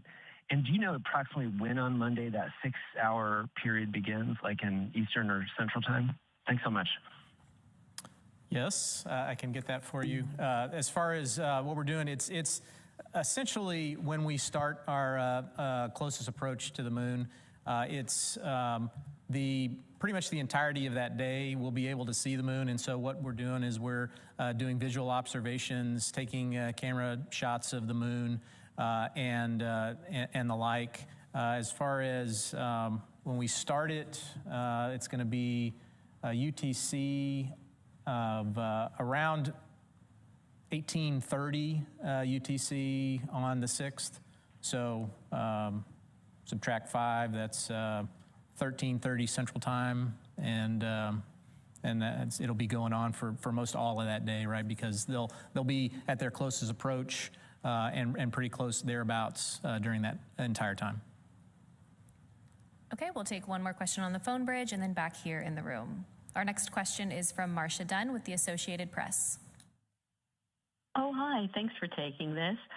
Probably for you, Judd. NOAA just issued a geomagnetic storm watch, G2, coronal mass ejection. I know you guys are watching this throughout the mission, but will this one, it doesn't seem to be too bad, but will the crew be doing any precautionary measures because of this? And same question from yesterday. What's the latest revised numbers for closest approach to the moon? All the numbers and distances. Thank you. All right. Yes. So we do have our radiation specialists that monitor all of that stuff, and if any of the sunspot coronal mass ejections happen from the sun, if they get to be a concern, then obviously we have mitigations, radiation shelters we put up. We do not expect that from this one, but we are continually monitoring that. As far as the updated numbers, I've got in statute miles, should be 252,757 statute miles at our furthest distance from the Earth. You're not going to convert that to nautical miles? I think Howard's got an app for that. Yeah. Okay, we'll take our next question right here. Go ahead. Hi, Lauren Grush from Bloomberg. Thanks so much. I just wanted to go back to that helium issue you were talking about earlier. You said you isolated that one branch. Just wondering if there's any concern if the second branch that you're relying on now has a similar issue, or is that redundancy you mentioned earlier, would that kick in for this problem? And then I've just been listening to the loops, and it sounds like there have been various, sensor issues or issues that are cropping up that don't seem to be an issue, like there was a suspected cabin leak, caution alarms that were coming on, but then turned out to be false alarms. I'm just curious if you're sensing any pattern with that, or is that just random glitches for a test flight like this? Yeah, I'll start. The other second branch on the oxidizer side is performing very well. No issues there. And so, again, that redundancy is there. And I said earlier, we do not need to regulate either on that line either for the rest of the burns. So I think both redundancy paths are in good shape. I would say, and I'll let Judd maybe talk some specifics. In general, Lakeisha said earlier, we're learning from this vehicle. And the caution warnings are based on, limits. And those limits are established jointly with the engineering team and the flight operations team. However, we have to operate in the environment. We have to, account for variations. And so I think sometimes we don't get it fully right. And when we don't, we correct it, and we'll make adjustments real time where we can. And if we need to, we'll make adjustments for the future as well once we get all the data. So I think all those things are part of the learning that we're doing, and certainly good to keep the team on their toes and making sure that we're not only watching the systems very carefully, but we understand what the system is telling us, and we're adjusting based on what we understand from the data. Yeah, and I'll add to that. So it's important to remember on Artemis 1, we didn't have a caution and warning system. Because we didn't have a crew on board that we needed to alert them about, right? And so while we did measure, all of the things we did, we obviously didn't have an ECLIS system on board either, so that we knew what the behavior of that was going to be. So this is all part of exactly what Lakeisha is talking about. This is learning. This is learning how the vehicle operates with the human system in the loop, right? Okay, we'll go to Bill next. Hi, Bill Harwood with CBS News. This is a question I get asked a lot, and I realize that it depends on who you ask how it gets answered. But, given all the Apollo missions, the satellites that we've had around the moon at much lower altitudes than these guys are going to be at, the question I get is, what do human eyes really bring to this? Even if they've got nice cameras in their hands, they're a long way from the surface. 4,000 miles. What is this bringing that we don't already have from satellites and past missions? And I'm not saying that as a devil's advocate. I'm curious how you frame that in terms of the priorities of the mission. Thanks. You want me to first? I can start, yeah. So my understanding, talking with the scientists, is that your eyes, the human eyes, can resolve details much better than taking a picture and then looking at the picture, even with a telephoto lens. And so that observation that the scientists are looking for is really what's key, even from as far as away as you mentioned, 4,000 miles. There are still things that the human eye can pick up with granularity that are important to the science community. Now, I can't talk about what those specific things that the science community is looking for, but that's my understanding. Yeah, I think I'll try to maybe repeat what I said earlier. When I tell people this, and it's really purely from a spacecraft side, you know, when we talk about wanting to have a moon base, wanting to have people on the surface of the moon or other planets, you need a way to transport people safely to that particular domain. And to me, it's very important that we do everything we can to understand and provide that capability in a robust and reliable way. And you have to walk before you can run. And I think this is very important in our step towards exploration, is learning, as we talked about earlier with all these questions relative to our subsystems, learning about how the subsystems operate in space. How do we put people in space, especially to the moon first? We haven't done that in over 53 years. This is a whole new generation of learning that we're trying to do. Certainly we learned a lot from our Apollo, I call giants, but we have our own learning to do, and we're trying to be more capable, and we're trying to provide more numerous opportunities to go to the moon so that we can put people down on the surface. All right, we'll take our next question right here. Go ahead. Hi, Michael Adkison, Houston Public Media. I know you guys are all too familiar with the Apollo 8 comparisons to this mission. They obviously did their Christmas Eve broadcast, and Sunday is Easter. We're in the midst of Passover, and Ramadan even was a couple of weeks ago. Are there any plans to do any sort of downlinks to mark the occasion or anything like that? There will be an opportunity, obviously, to hear from the crew, and we will be having a conversation in terms of what they intend to share with us. They are always inspirational in their communication with us, and we're really looking forward to that. Okay, we'll take our next question right here in the middle. Hi, T.G. Mascara with the Epoch Times. Thank you so much. My question, Howard, what specific things have exceeded your expectations in terms of the Orion spacecraft? Well, that's interesting. I would say that, just how happy and how well trained the crew is and our teams are to just work through just minor issues that we've had. To me, it's not so much an exceedance of expectation. I expect that, but just to see it in play, just to see how well that's working out. Of course, I expect our spacecraft to perform, but you never know. This is why we have a flight test, and it makes me very happy to see that although we have some minor issues to deal with, the team operates very well with the crew, both on the ground collectively between our mission evaluation room, our flight control team, and with the crew together, working together. And of course, the spacecraft is responding in a way that, of course, we knew about from Artemis 1. Every spacecraft is different, but the process is the same, the rigorous testing that we do and the analysis we do. And so I would say that it's always good to beat expectations. Richard Two of the Post newspaper. A question for Judd. Talking a little bit like a different aspect of this, so that with the MCC, can you talk about so many moving parts make this mission successful coming out of that department? What's the tone and the consensus of the controllers, the directors, as they see this mission transpire, and what are they thinking as far as how things are going so far in the mission? So my sense is that there's a lot of people that are very excited, right?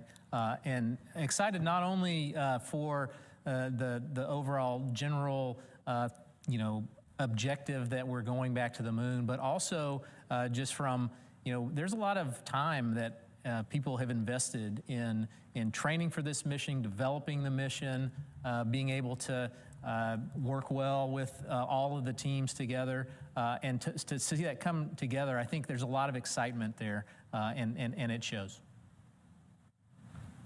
Going off that question, just curious, the technology's changed so much in mission control from the Apollo days to Artemis. Is there anything that you all have learned during this mission? Have you made any changes in mission control? We see the astronauts are making changes on the fly. I'm just curious to know if any changes are being made in mission control as well. Yeah, I mean, I think you hear it in all of the funnies we see with sensors, the way they behave, the way the systems behave.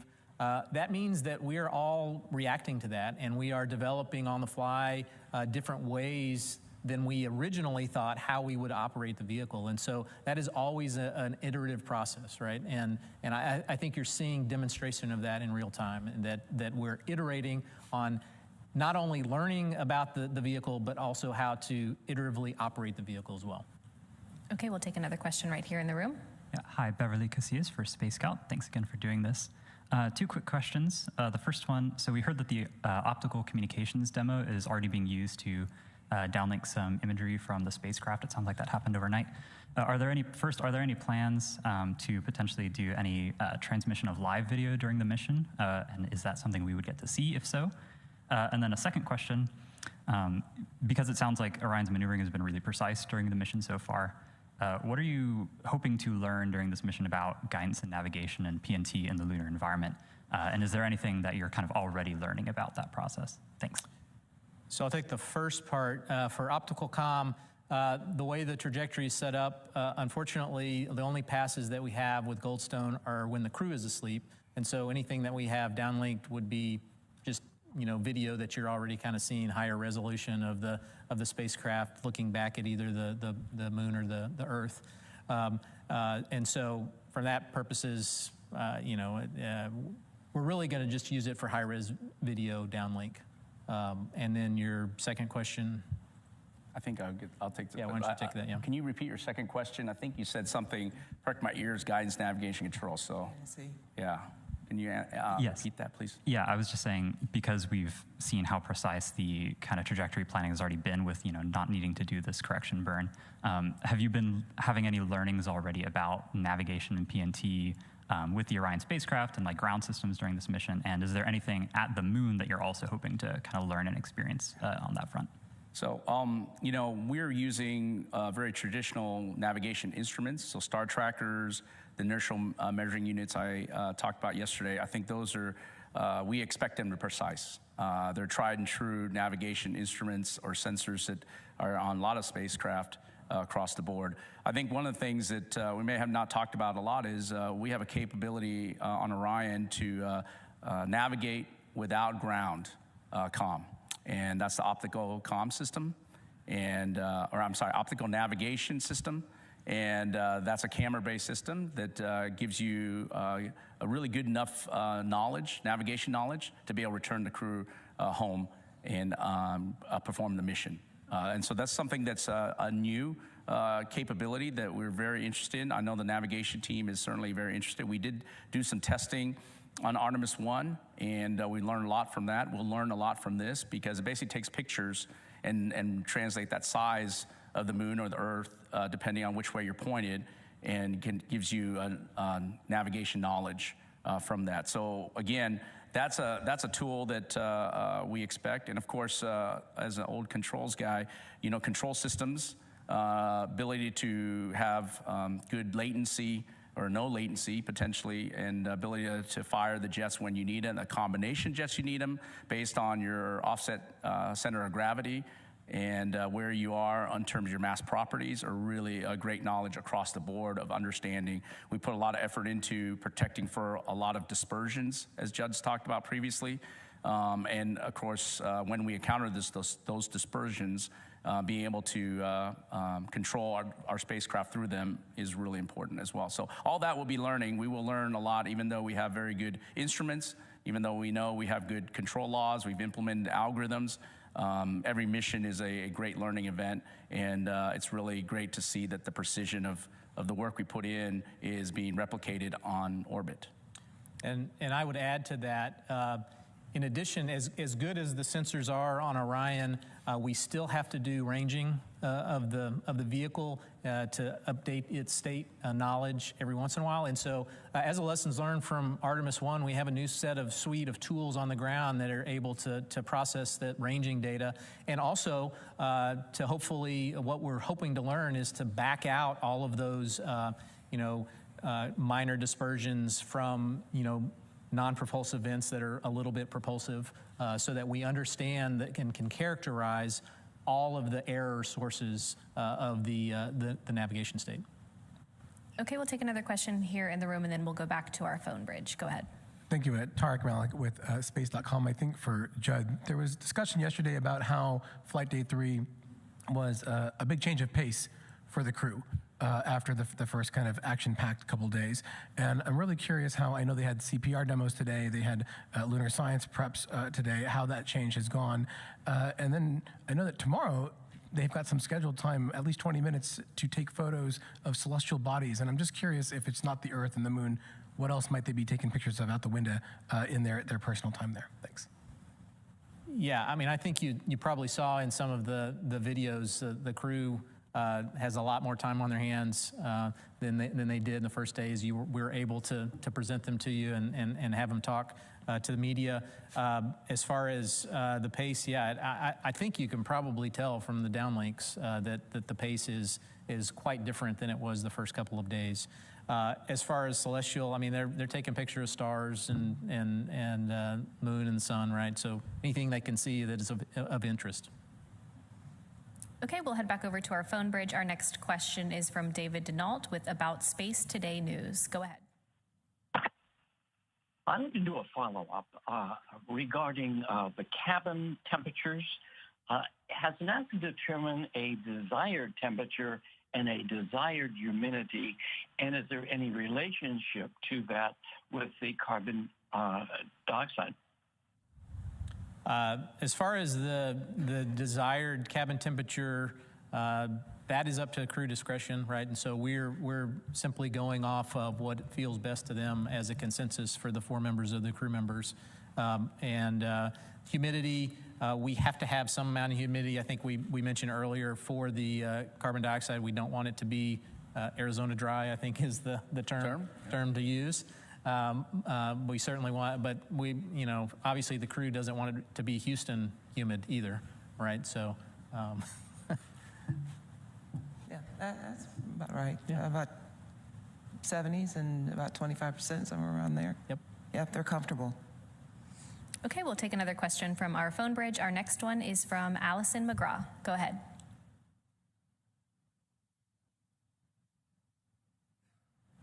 Hi, Dr. Allison McGraw, Mysterious Meteorites. Congratulations on the continued success from a giant leap for planetary science. My question is, given the crew's training with the CLO, or Crew Lunar Operations, what geology or image targets are first to be taken of during the lunar flyby? Thank you. I think we heard your conversation about images supporting geology. Yeah, so the crew is definitely going to be preparing themselves during the lunar flyby and during the time that they are going around the moon to take images. They are actually working now with the science team that has gotten underway, and they are doing preparations and working together to figure out what will be of interest and what they expect to see on Flight Day 6. And so that coordination continues as guided by our science team. Okay, we'll go ahead and come back here to the room. If I can get a show of hands, how many more questions we have? Okay, we'll jump right over here. We'll take a few on this side, and then we'll come back over to this side. Hello, Dan Lenahan from the Naval Postgraduate School. You've talked about this mission being a flight test program and an envelope expansion. And with the importance of the International Space Station, can you maybe talk about how the systems in Orion were originally kind of tested out prior to this mission in order to kind of succeed? Yeah, I'll start with the Universal Waste Management System, or the toilet. The same toilet was flown on space station. I think the crews there were able to operate it for roughly about 2 weeks, if I remember. And so that was a really good, important test in a relevant environment against our toilet that we would be able to fly to the moon with. So that's one piece. I don't think there's probably smaller equipment, like, for example, the CO2 removal system. The heart of it is these amine beads. They absorb CO2 and then we vent it out. The same technology is on the space station. Different way how they approach it, but very similar in terms of absorbing and desorbing of the CO2 that comes from us humans. And that was also really good foundation to stand on and our confidence associated with ability to remove CO2, although in a different manner on board our spaceship. So those are probably the big items that I would translate between what we've learned from space station and what we've applied for Orion. Okay, we'll take our next question right here and then right behind you after. Thank you. Jonathan Seri with Fox News. I'm interested in the medical equipment on board. How did the CPR demonstrations go? How did the other demonstrations go? And then if you could explain Avatar. I understand what it is, but I don't understand how the chips interact with the cell samples. If you could school me on that. So they haven't done the CPR demo as of yet, or at least as I started the conference. So that's later on today. Avatar. So we don't have a science representative here with us today, but as best I understand that Avatar is actually analog tissue samples from the crew members, and they have been brought on board, and there's going to be an expectation that they'll be evaluating those samples for how they react to the environment while they are on this mission, including reaction to exposure to radiation as well. And so when it gets back, we'll be very interested to understand what they learned, both from the crew themselves as well as their avatars. And Jonathan, if you need anything else on that, we can get it to you after the press conference. Thank you. Thank you. Robert Coppinger, the British Interplanetary Society's Spaceflight magazine. Do you have any information on the status of the CubeSats that were deployed? Sure. All 4 CubeSats were successfully deployed on the planned timeline about 5 hours after launch. There has been positive communication with 2 of the CubeSat satellites, the one from Saudi Arabia as well as the one from Argentina. And then in terms of how they're faring, at this point, it would definitely be best to reach out to the payload owners in terms of how they're doing. But they absolutely were deployed as expected. Okay, we'll take another question over here, and then we'll head back over to the right side of the room. Hi, Katrina Miller from the New York Times. Any milestones we can expect for the rest of today? What are you 3 focused on for the latter half of day 3? Sure. As was previously mentioned, we have the CPR demo. We'll have another press conference with the crew. They'll go look at do their med kit evaluations of what they have on board. Also, we have, as far as communications with the Deep Space Network, we're going to test out again the emergency comm mode in a more deliberate fashion. And I believe Jeremy has a press conference with so it's a CSA press conference, and then some more planned medical conferences. Okay, we'll take our next question from Will. Go ahead. Hi, Will Robinson-Smith with Spaceflight Now. Thank you all for the time today.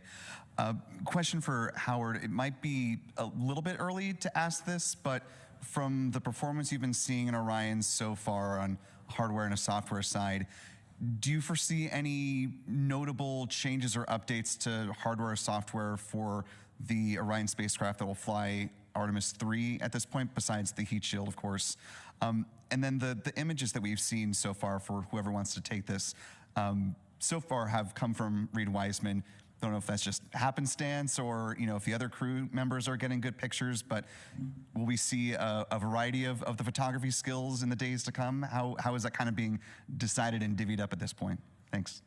All right, I'll take your first question. I think even walking into this meeting, I think, or this mission, and hearing from you here relative to just the software changes we're talking about are going to be caution and warning for sure. The limits that we put on, we're going to learn a lot from this mission. So there's going to be, I call them software.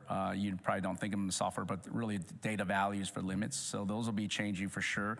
We have not seen any issues with our flight software, the actual code itself. Of course, we'll learn a lot more as we go forward next few days. Hopefully we'll find nothing.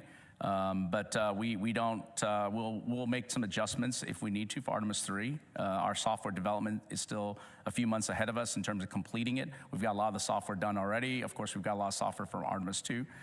From a hardware perspective, there's a lot of learning. These, I would say, minor issues that we've encountered and these isolation valves, et cetera, we're gonna go check those out and try to get the root cause. And if we have any things that impact our ability to fly at Artemis 3, we will work that.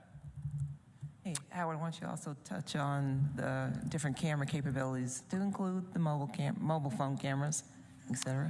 Yeah, so from an image perspective, before maybe Judd talks about who's going to take pictures, if you might or may not know that we have iPhones on board for the crew members, and they're able, not only the Nikon D5s and the Z9s that we have on board that we preloaded already, they were able to also take some iPhones as well. That's what Lakeisha's referring to. And so they'll get some great images from all those cameras. And I'll let Judd talk about who gets assigned the best pictures. I don't know. Yeah, I mean, I think it's probably just happenstance that you've seen, Reed's pictures. Every one of them are going to be taking pictures, and I'm sure once we get, are able to downlink all of the pictures, I think you will see a suite of pictures from all of the crew members. Okay, it looks like we have one more in the room. Do we have? Okay, we'll go ahead and take one from you, and then we'll head back over here. Thanks. Hello, Kaya Burgess from the Times of London. Moon, is there any plan in the future to try and overcome that for future missions, to try and use kind of satellites at Lagrange points or wherever it might be, so that in future that communication behind the moon will be possible and you will never be out of signal in the future? Obviously, it's been possible for Chinese missions that have landed landers on the far side. Is that something that you will be looking into? So I'll just mention, as part of the administrator's Ignition initiative, he has talked about all kinds of different capabilities that we are going to try to add in a stepped approach to include capabilities on the surface on the moon, as well as communication capabilities. And relay capabilities will be absolutely a part of that for supporting us in the future. Okay, we have another question right here. And do we have any additional questions after this one? All right, one last question in the room. Thank you. Rod Powell at Astra Magazine. Similar question. How long do you expect the blackout to be during the flyby? And given that there's no burn back there, is there any reason to be chewing our pencils? And is there anything to learn from the timing when they come back out and you reacquire signal? Thank you. So as to your second question, no, physics takes over, and physics will absolutely get us back to the front side of the moon. Let's see, I don't think I have the timing yet on this for how long we're going to be out of comm, but I can get you that. Is it about 40 minutes? Yeah, it's around. Somewhere in that vicinity? Mm-hmm. Yes, it is 40 minutes. All right, well, it looks like that's all the questions we have for today. Thank you so much for joining. We'll see all of you back here again tomorrow at 4:15 for our next mission status briefing.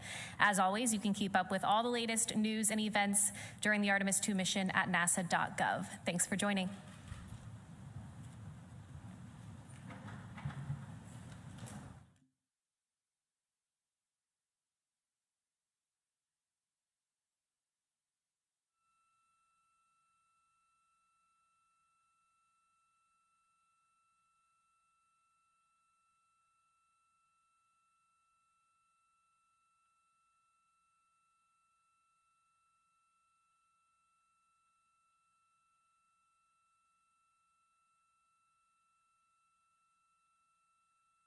Hi, everyone, and welcome back to Artemis Mission Control here at Johnson Space Center in Houston, Texas.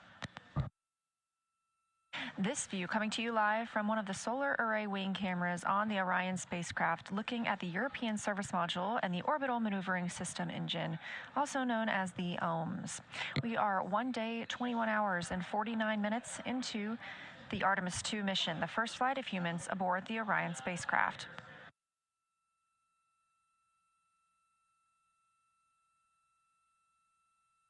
Orion and her crew, Reed Wiseman, Victor Glover, Christina Cook, and Jeremy Hansen, are now 111,482 statute miles from Earth and continuing to increase that distance as we continue to grow closer to the moon, 153,763 miles away.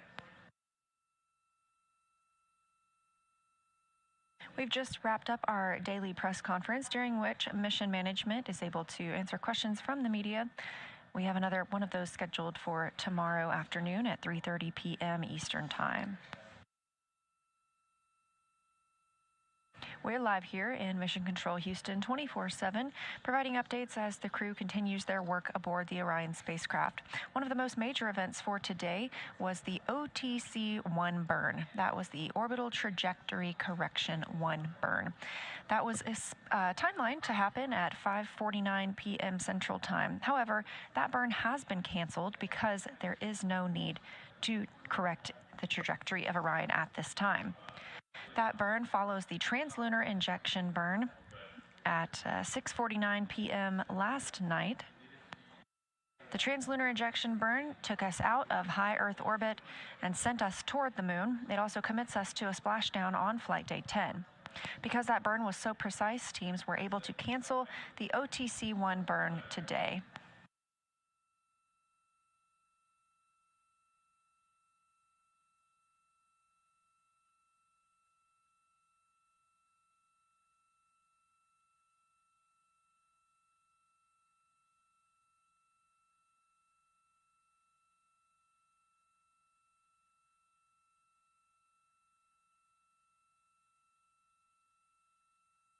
And a quick correction, the briefing for tomorrow afternoon is at 5:15 p.m. Eastern. This is the channel you'll need to look for that on, and we will continue our communications and coverage on our second YouTube stream. However, we are back here with the crew for the rest of the day. They woke up at 12 p.m. Central Time and have since then configured the cabin. They also spoke with the teams on the ground for the daily planning conference, and we got some great views inside the cabin.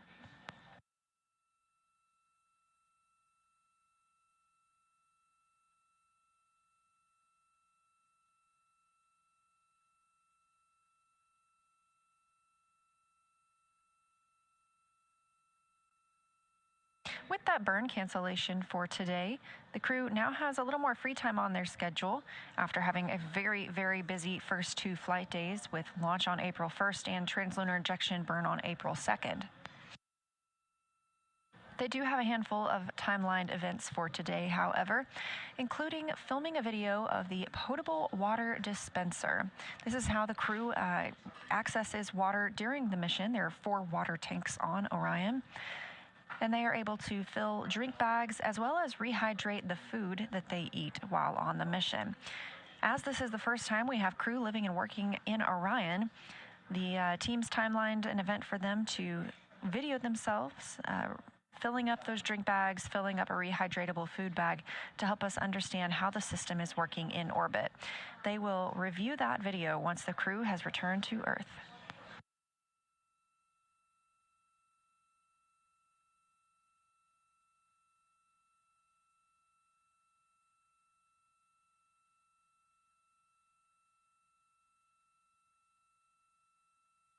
There are a handful of medical devices on the spacecraft as well, and so other things the crew will be working on today is checking out those medical devices. One of those is the electrocardiogram device.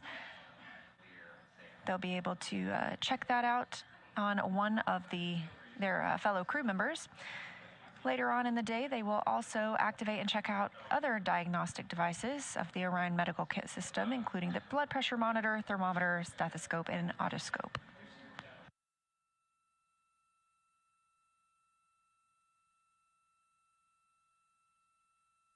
And staying in that medical timeline, the crew will also be conducting a CPR demonstration. They'll be using their medical emergency procedures to simulate methods to treat an airway obstruction if one were to occur on Orion.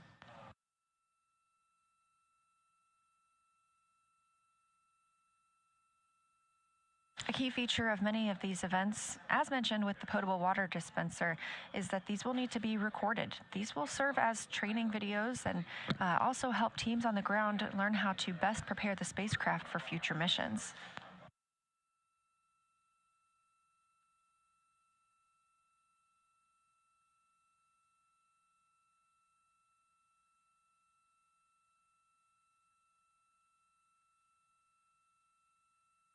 Later this evening, it looks like about 10 p.m. Central Time, the crew will also work on configuring the cabin for lunar flyby. Now, they will deconfigure it because flyby is not until flight day 6, but this gives them an opportunity to practice their positioning throughout the cabin as they prepare for flyby.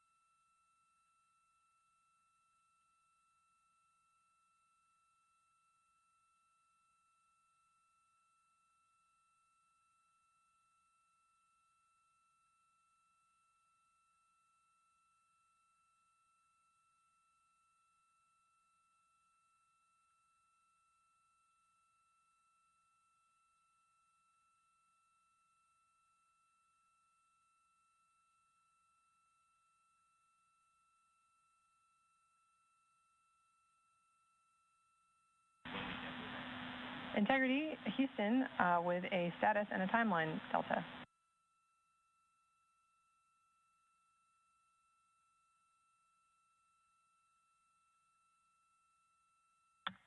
Go ahead, Chris.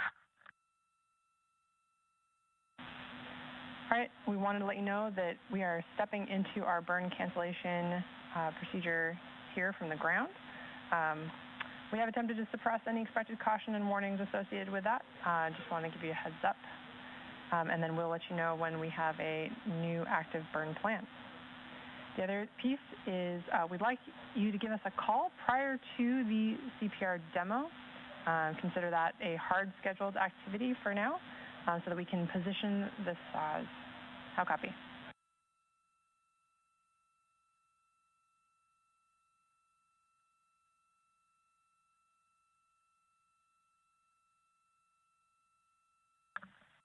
Copy all, and let me know when you're ready for me to start exercise. All right, Reed, I will let you know.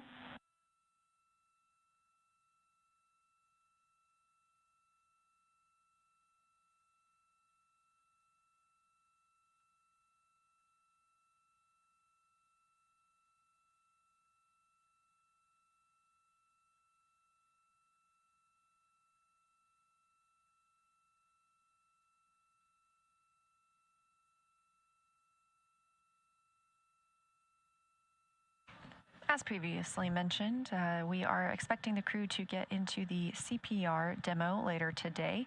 That won't be until just before 7 p.m. Central Time, but the team on the ground has asked the crew to let them know before they start that demo so they can park the solar arrays. Reed Wiseman also called down that he is standing by to begin exercise. That's another opportunity for the team to park the solar arrays, and by doing so, it keeps any movement that happens inside the spacecraft from damaging those arrays. We did see some movement yesterday while Commander Reed Wiseman was exercising. The crew uses a small flywheel device. It only weighs about 30 pounds in comparison to over 4,000 pounds of equipment on the space station. And the crew is timelined to exercise for 30 minutes a day to help maintain their bone and muscle strength. This, a live view of the Artemis Flight Control Room here at Johnson Space Center. Down toward the bottom of your screen, Capcom Chris Birch, NASA astronaut who you've been hearing speaking with the crew, and next to her, Capcom and Canadian Space Agency astronaut Jenny Gibbons, also a backup flight crew member for Artemis II.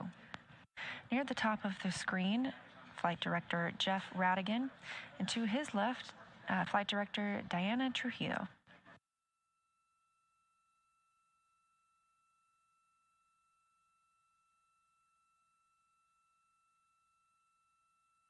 On the left side of your screen, a live view from the Orion spacecraft, now over 112,000 miles away from Earth. And that is our little crescent Earth over to the right.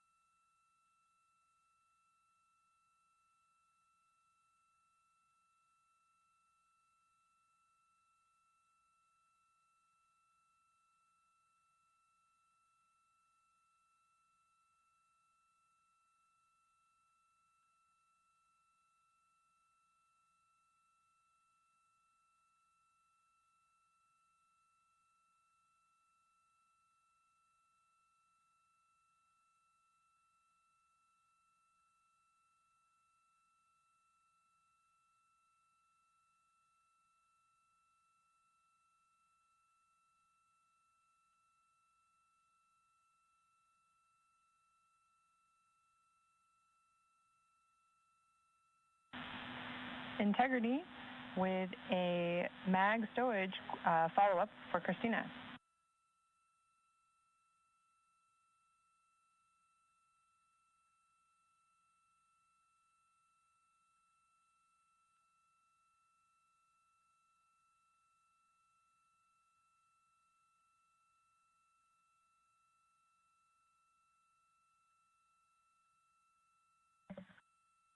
Go ahead.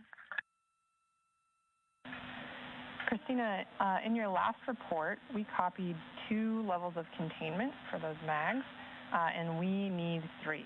So our suggestion was to put in a trash bag, if able, or another Ziploc, unless you can correct me and say we've got 3 levels of containment.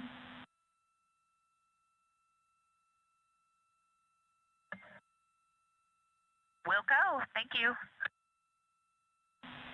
Thank you much.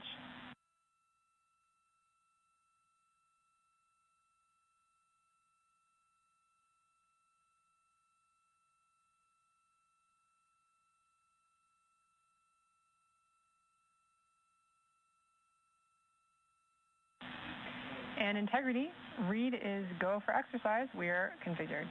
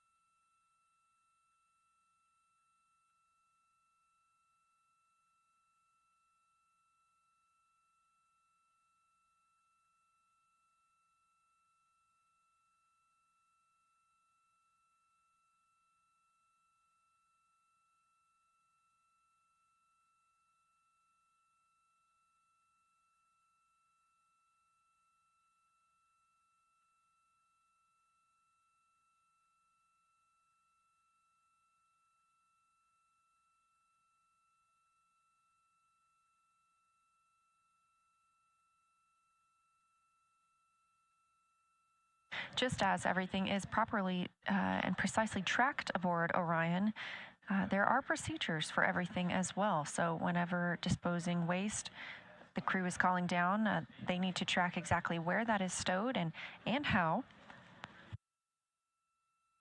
Even for Commander Reed Wiseman cleaning the windows last night, there are specific ways to take care of all systems aboard the spacecraft. And so it's important that the crew checks with the ground to make sure that they are properly caring for Orion.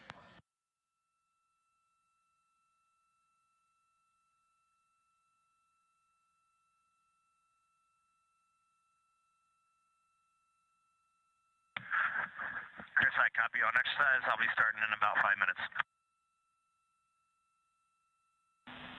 Copy, sounds good.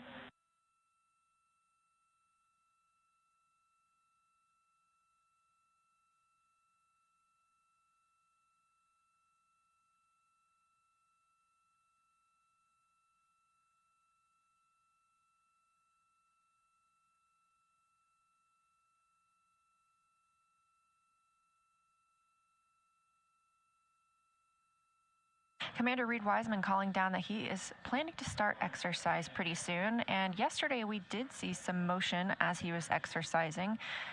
We will look for that again here on the left side of your screen, a view from Orion looking at the European service module and that orbital maneuvering system engine. Again, we don't expect to fire the orbital maneuvering system engine again after the translunar injection burn. That was the final major burn for that engine. But this is the engine that would be used should we have an abort of the mission. However, everything's still looking great for Orion and for our 4 astronauts on the Artemis 2 mission.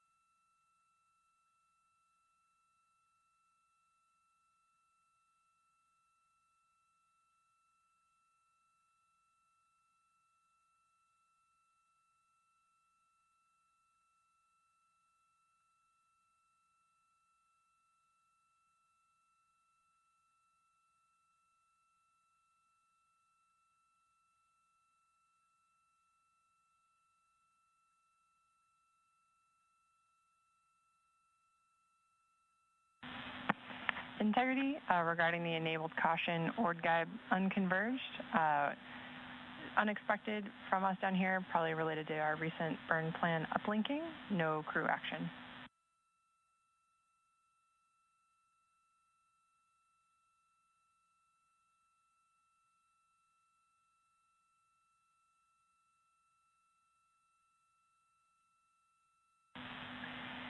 And as we're performing an attitude maneuver, we're going to need Reed to stand down from his exercise until we can get the saws repositioned.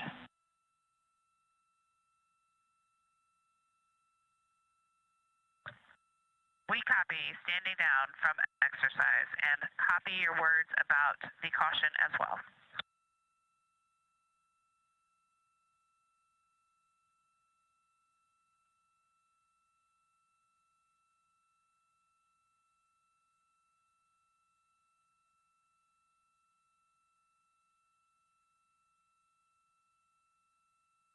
Those calls to the crew as they received a caution on their displays for orb guidance.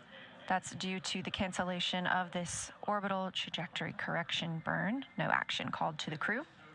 Again, we canceled that orbital trajectory, outbound trajectory correction burn due to having such a precise translunar injection burn.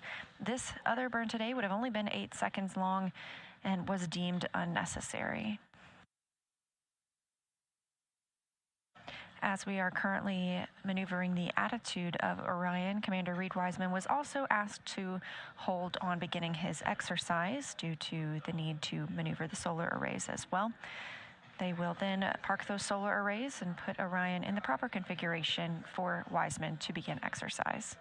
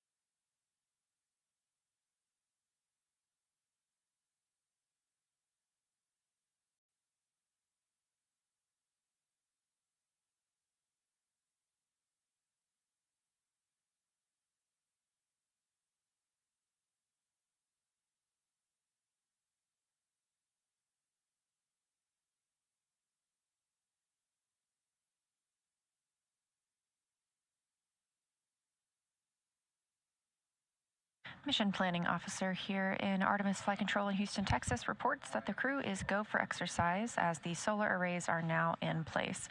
We'll be looking to see if there's any movement while Commander Reed Wiseman begins his exercise portion. Orion is currently 113,922 miles away from our home planet, 152,000 miles away from the moon. Capcom Chris Birch also called up confirmation about that caution that the crew received about orb guide that was due to the cancellation of the outbound trajectory 1 burn. And of course, no action for the crew.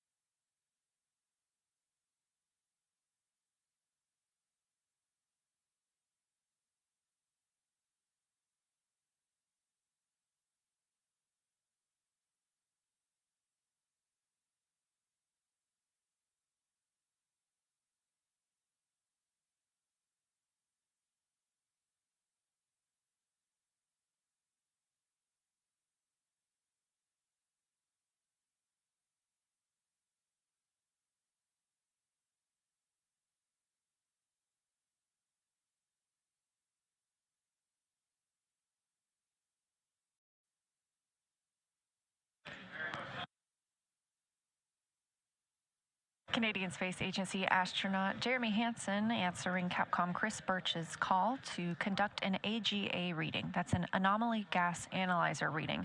That device must be powered on 5 minutes prior to taking a reading, and they request that the crew does so before exercising.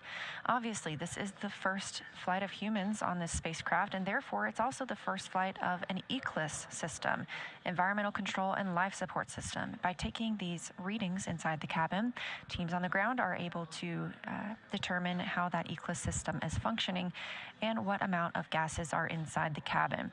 The numbers you heard Hansen reporting are in parts per million.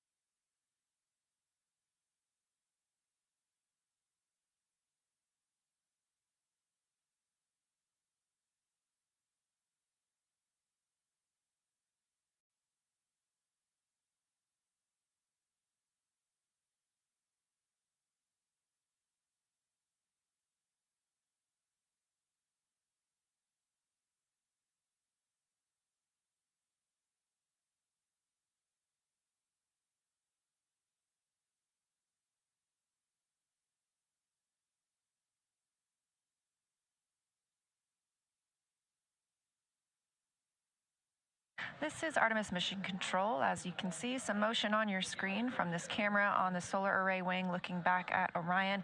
We are expecting that to be from Commander Reed Wiseman, exercising yet again. The crew is timelined to exercise 30 minutes each during this mission. This keeps their bones and muscles strong while in the microgravity environment.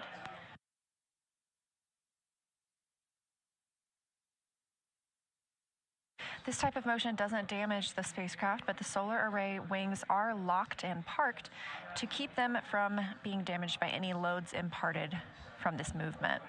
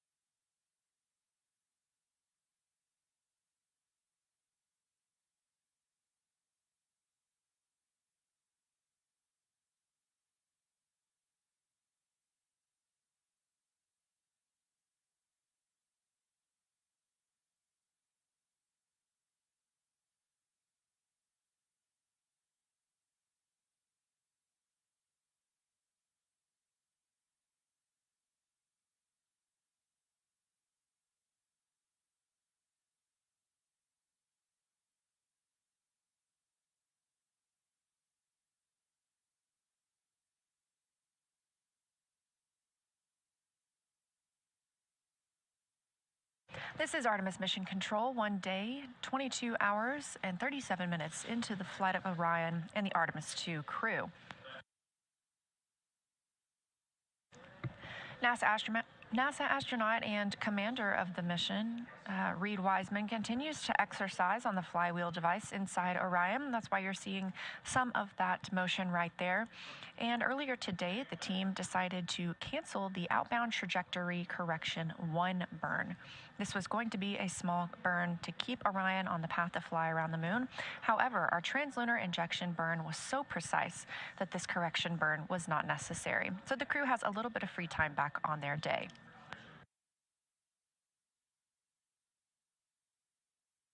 Coming up in just a couple of hours, the crew will get into their midday meal.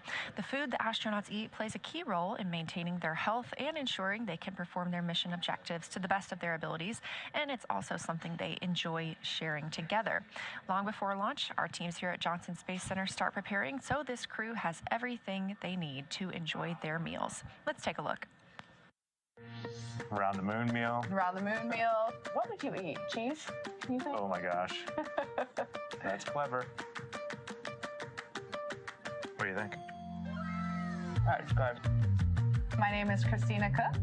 And I'm Jeremy Hansen. We're crew members on the Artemis II mission flying around the moon. And when we fly around the moon, of course, we're going to be taking some food with us. That's right. This is how to eat in space.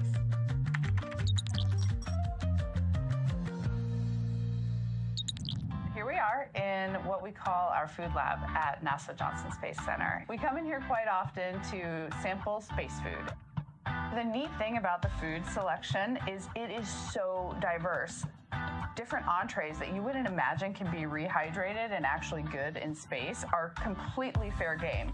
And it's pretty awesome.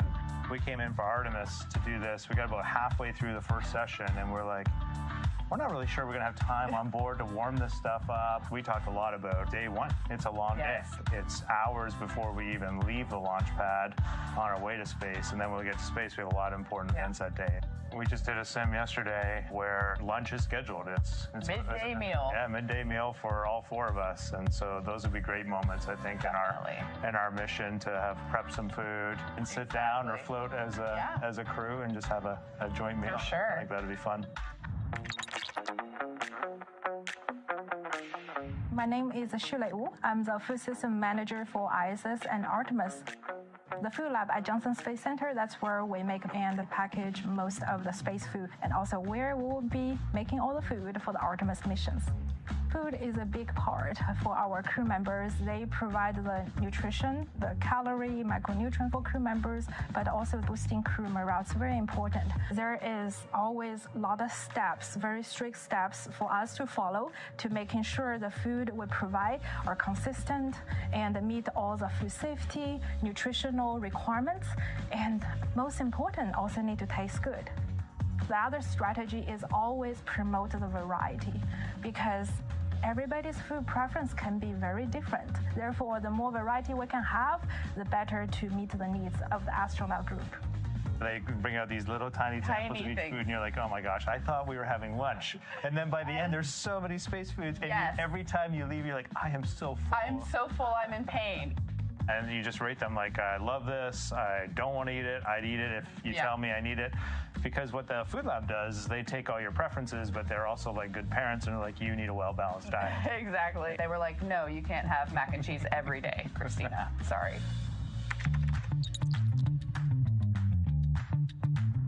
I'm Wyeth McKinley. I'm a flight controller and a crew instructor for Artemis II.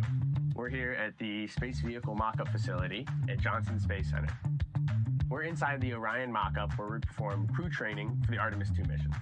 On the Orion vehicle, crew is able to heat up their food using our briefcase-style food warmer. The food is held in contact with the central heater plate by these springs so they can warm up and they can have a delicious meal. Much of the food and drink that's on Orion is rehydratable. And so crew at our potable water dispenser will fill up their food and drink. And then at that point, you go ahead and pop it into your food warmer. I'm kind of envisioning there's maybe one person putting the stuff in and out, kind of tossing it out to everyone as it's done.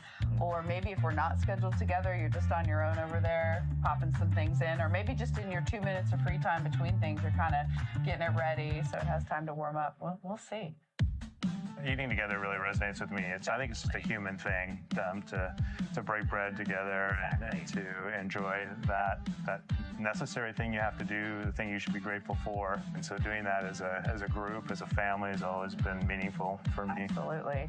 It represents togetherness and something a little out of the ordinary. You don't necessarily get to have those meals with everybody in your life, but if you are sharing a meal, especially if you're sharing breakfast, lunch, and dinner with a group of people, that means something. It's like a camping trip.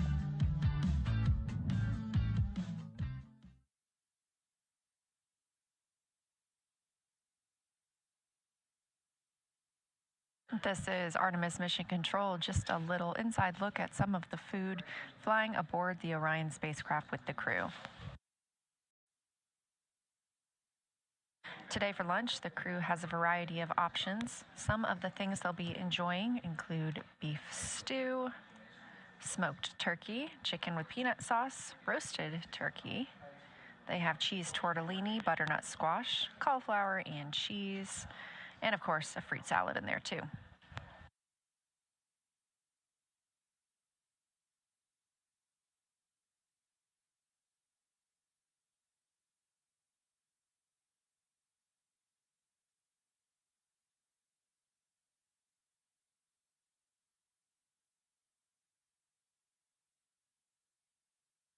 The motion you see of Orion on your screen is due to the exercise from NASA astronaut and Artemis II Commander Reed Wiseman. He continues to use the flywheel device inside the spacecraft. Again, we have each of the astronauts timelined to exercise for 30 minutes each day. Elsewhere in the cabin, Christina is working with the ECG device. As we discussed, the crew are performing checkouts of some of their medical equipment today. This is the electrocardiogram device checkout. This is, of course, with the crew being the first humans to fly aboard Orion, the first opportunity that all systems and teams have to check out their devices and hardware with humans on the spacecraft. Everything we do on this mission informs our plans for future missions around the moon.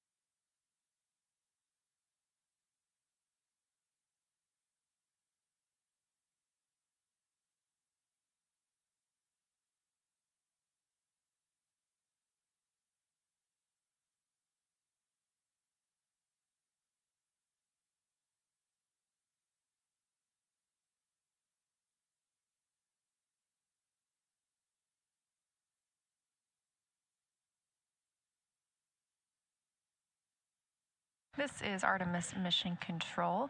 Again, the movement you see on your screen is due to Commander Reed Wiseman exercising inside the Orion spacecraft. That's a view from a solar array wing camera looking at the European service module, that large thruster in the middle, the OMS engine, the Orbital Maneuvering Services engine. We were expecting to have an outbound trajectory correction burn today at 5:49 p.m. Central Time. However, that burn was deemed unnecessary due to our precise trajectory thanks to the translunar injection burn. Earlier this morning during the daily planning conference, Wiseman called down his thanks to the FIDOs, the Flight Dynamics Officers, for their excellence in that burn. Once he's complete with exercise, Wiseman is also timelined to work on his National Geographic filming. Again, we selected National Geographic through a competitive selection process to help us document and tell the story of the Artemis II mission.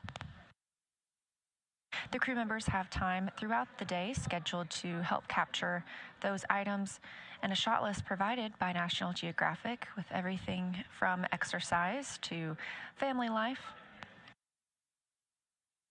bedtime preparations, what it's like to live in space. They'll also explore the medical kit, which we've discussed today, and take plenty of photos, including just some memories of their time aboard Orion.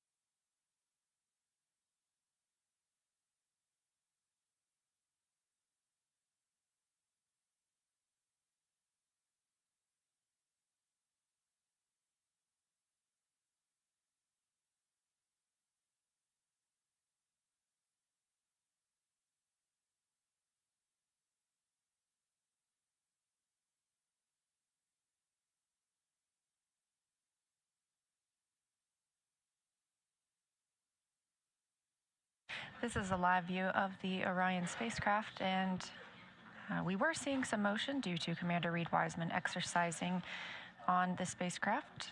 We have seen that cease for the time being, so we may be anticipating a call that is completed.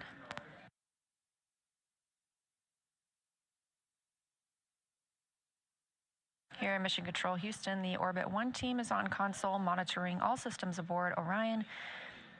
It's been a relatively quiet day here in Mission Control Houston due to the cancellation of that outbound trajectory 1 burn. Just decidedly not needed due to our already precise trajectory thanks to the translunar injection burn.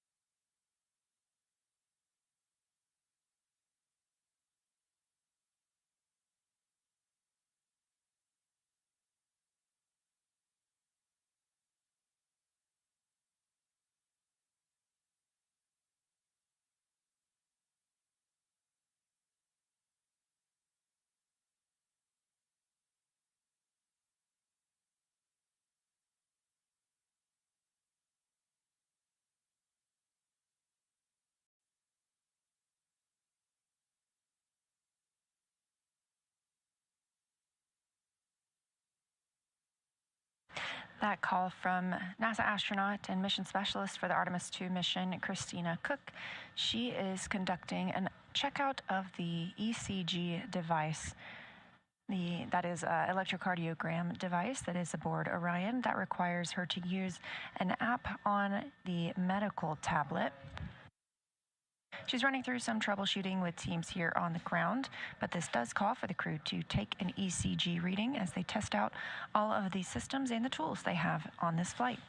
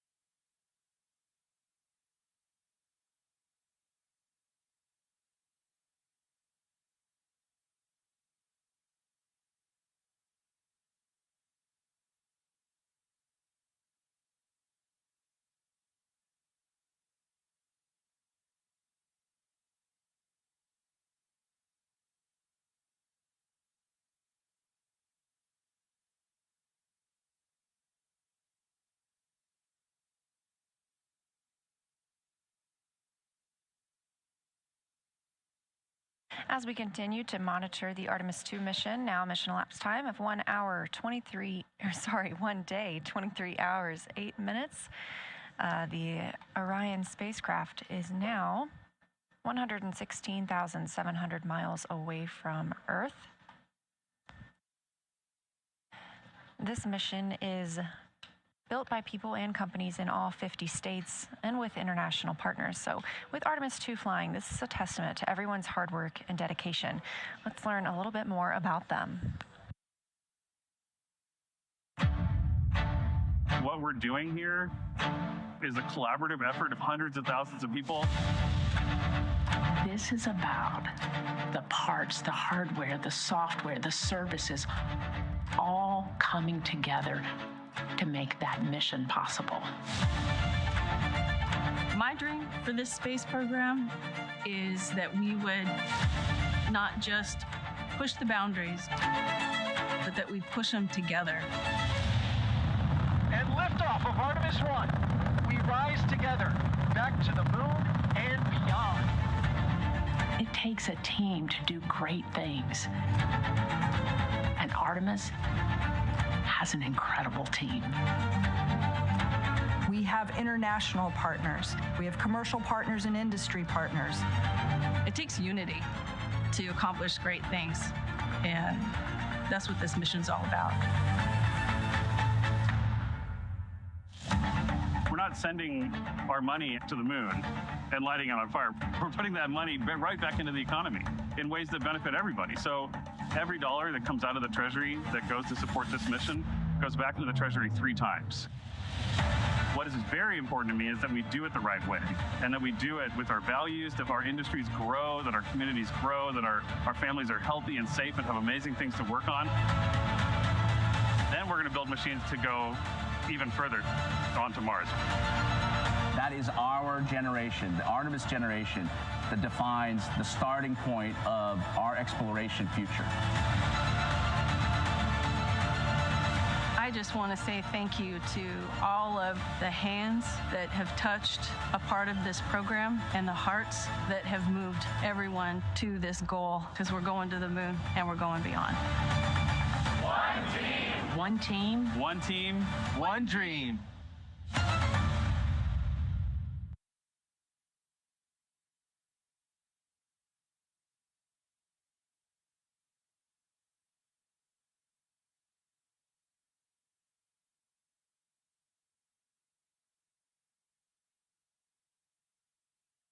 schedule to exercise right until midday meal.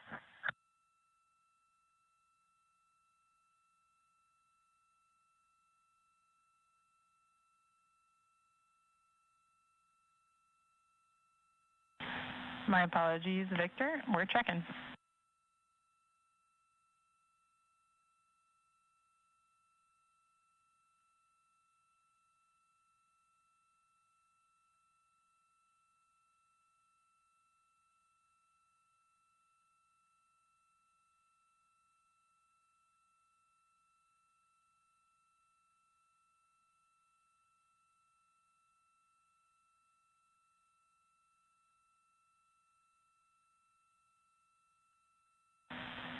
Integrity, Victor, you can go exercise all the way up to midday meal.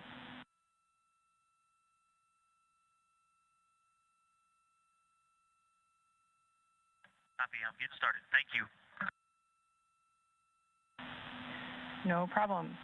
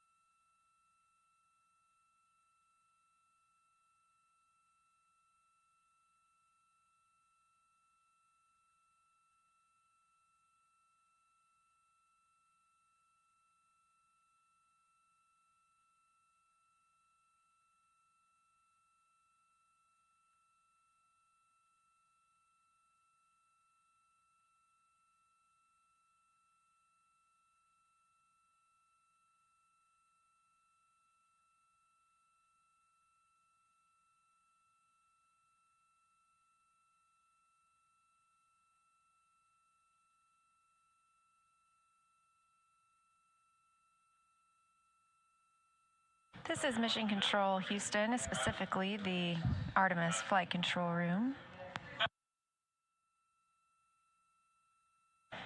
NASA astronaut and pilot of the Artemis II mission, Victor Glover, calling down to report he is hoping to get started soon on his scheduled exercise for the day. And since it's a little late, he's hoping to continue that until the midday meal. Now, we were expecting the outbound trajectory correction burn during that time. However, that burn has been canceled as we did not need it. We are on a perfect trajectory toward the moon.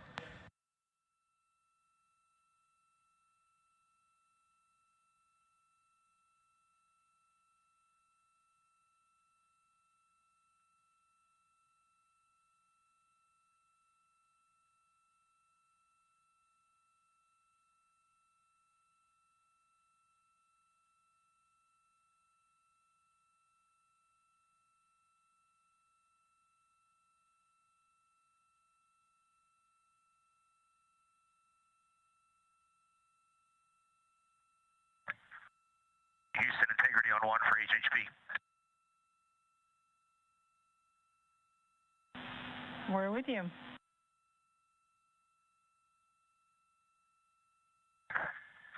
Hey, Chris, Victor's about to start exercise, but he's encouraging video downlink, so if you want to come on the HHP, I'll start the stream.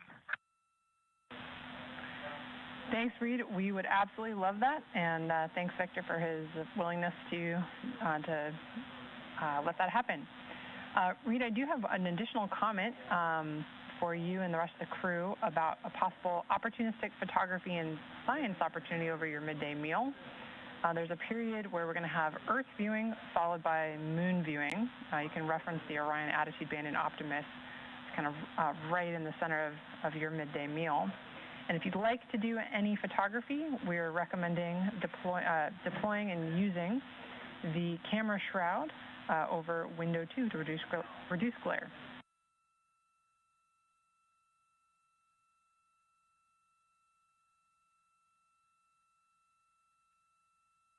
Okay, we love those little opportunities. Thanks for sharing them. Keep them coming.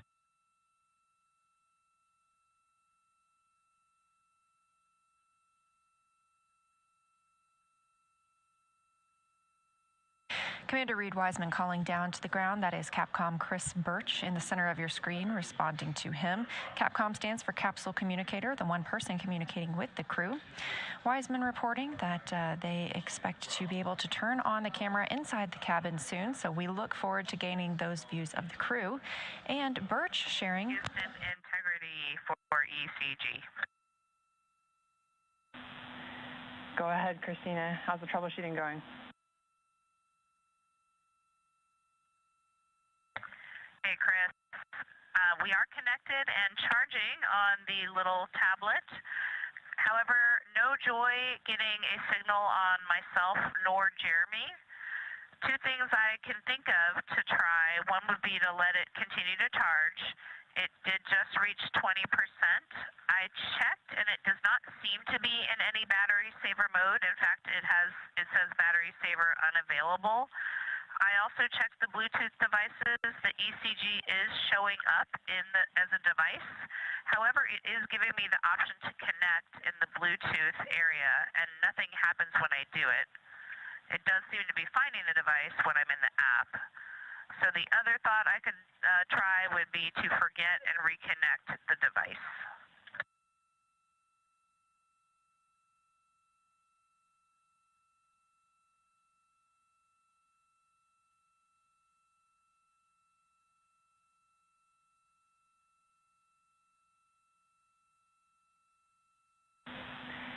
Christina, that is an excellent idea. Good troubleshooting so far.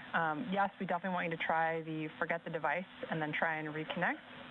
And then another piece of data that might be useful for us is whether you see a battery symbol at the top of the medical tablet right-hand corner.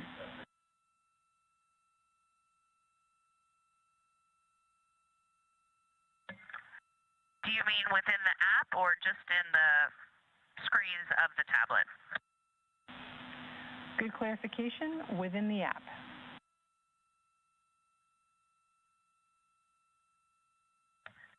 Okay, within the app, when the screen instructing to touch the electrodes to start is up, I do have a battery icon in the upper right. However, it is gray with a question mark inside.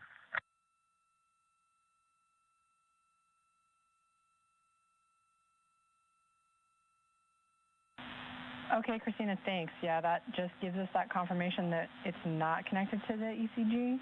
Let's go ahead and continue with that Bluetooth troubleshooting steps for getting and reconnecting.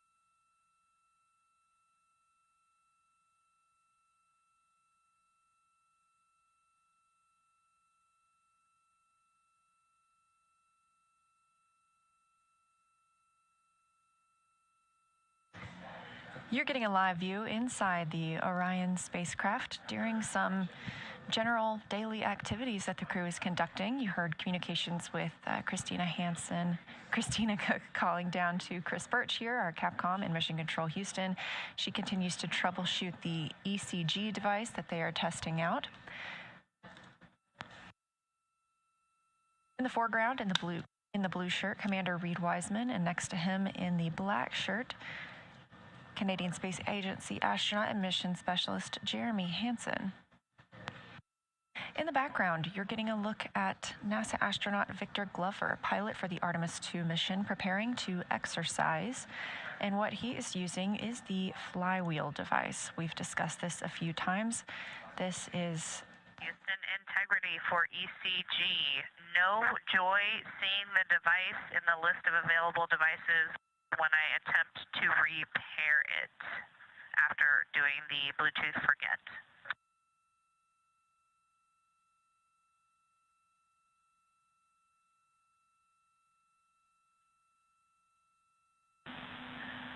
Okay, Christina, unfortunately, we are out of ideas at the moment. We're going to do some more thinking. We really appreciate all of your troubleshooting steps and actions you've taken. Great data for us, but we'll move on from this activity for the day. Thank you.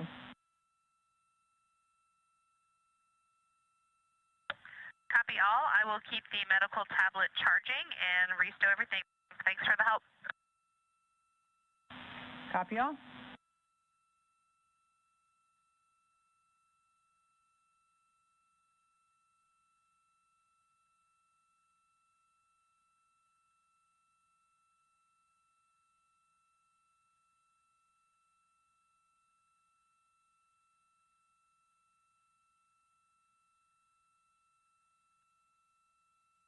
Again, those calls from Christina down to the ground as she troubleshoots that ECG device, the BME, or biomedical engineer, here at Mission Control Houston, working with their teams to continue developing procedures to help the crew troubleshoot. Back inside Orion, Victor Glover is in his timelined exercise for the day. On the flywheel device, this is a small device installed directly below the side hatch. So if you look above where his feet are, that is the side hatch of Orion.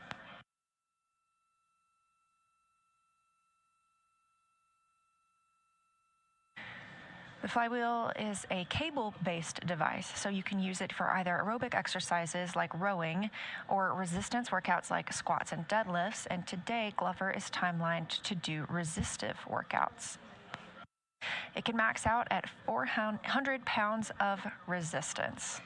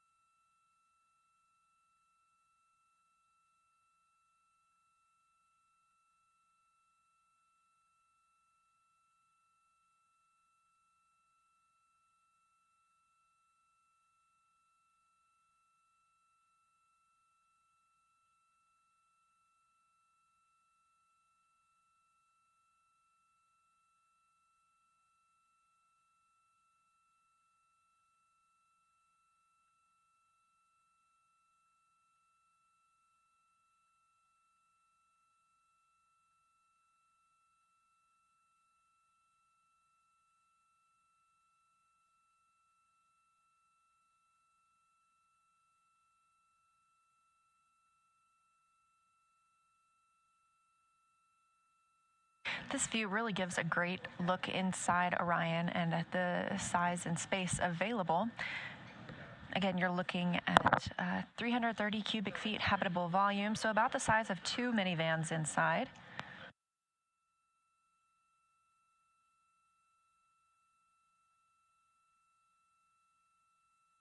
The crew obviously did not launch in Orion in this configuration. They have since been able to stow quite a lot of the hardware that was used during the launch portion.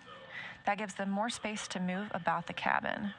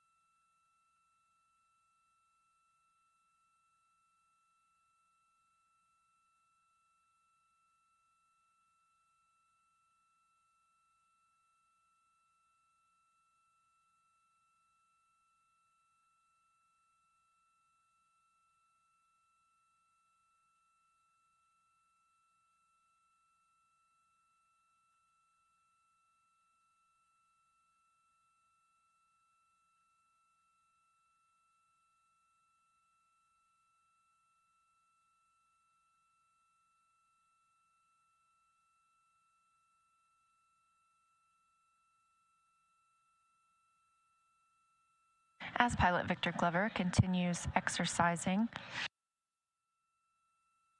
using the flywheel device, this is something that we learned early on during our spaceflight history would be critical for astronauts living and working in space for longer periods of time.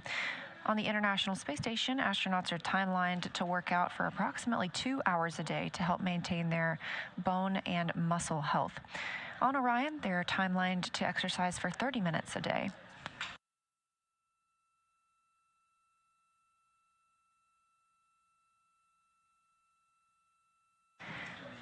Not only does this exercise help benefit the crew members and keep them strong, but it also helps inform how we treat things like osteoporosis on Earth.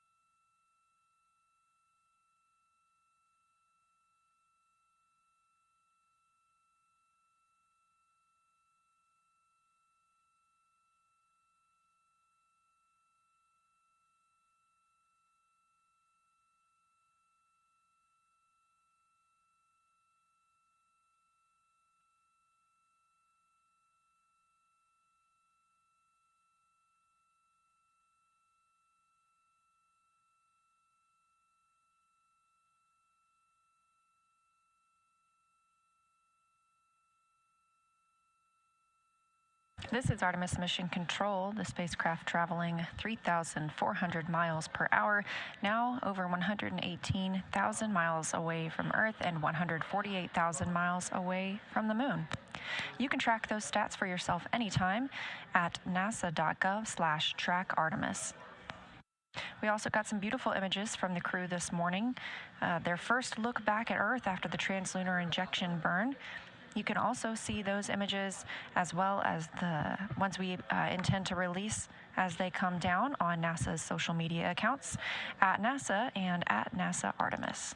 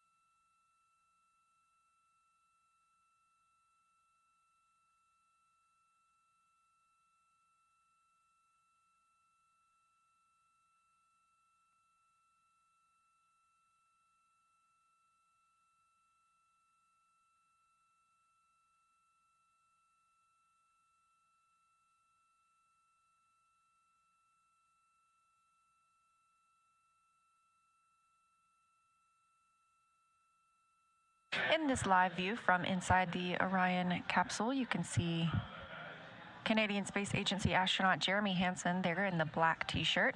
Looks like he is unpacking some of the crew's meals ahead of their midday meal coming up. We talked through some of their lunch options for today: beef stew, roasted turkey, cauliflower and cheese, cherry blueberry cobbler, butternut squash, roasted turkey again, cheese tortellini, vanilla pudding, and the most appetizing, chocolate pudding cake.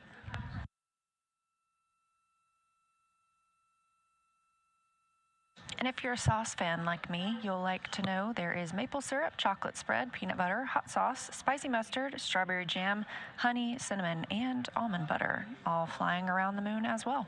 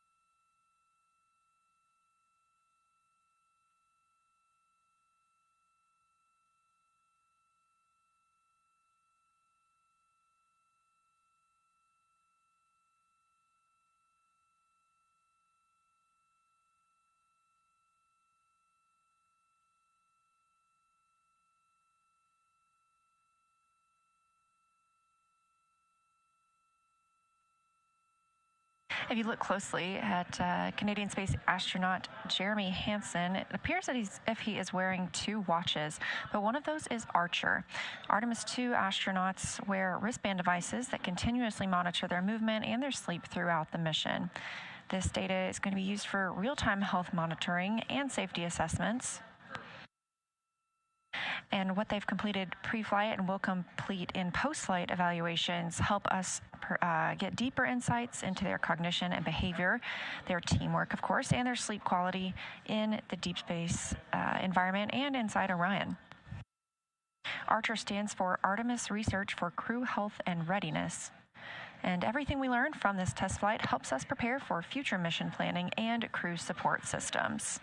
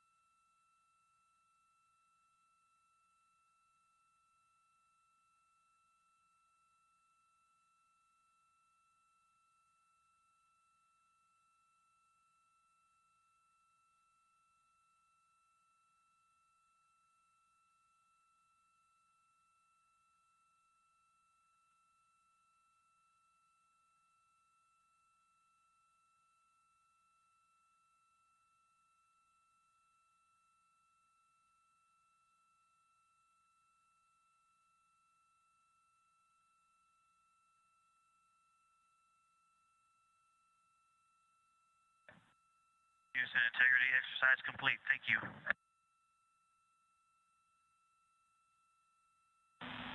Thanks, Integrity. We copy.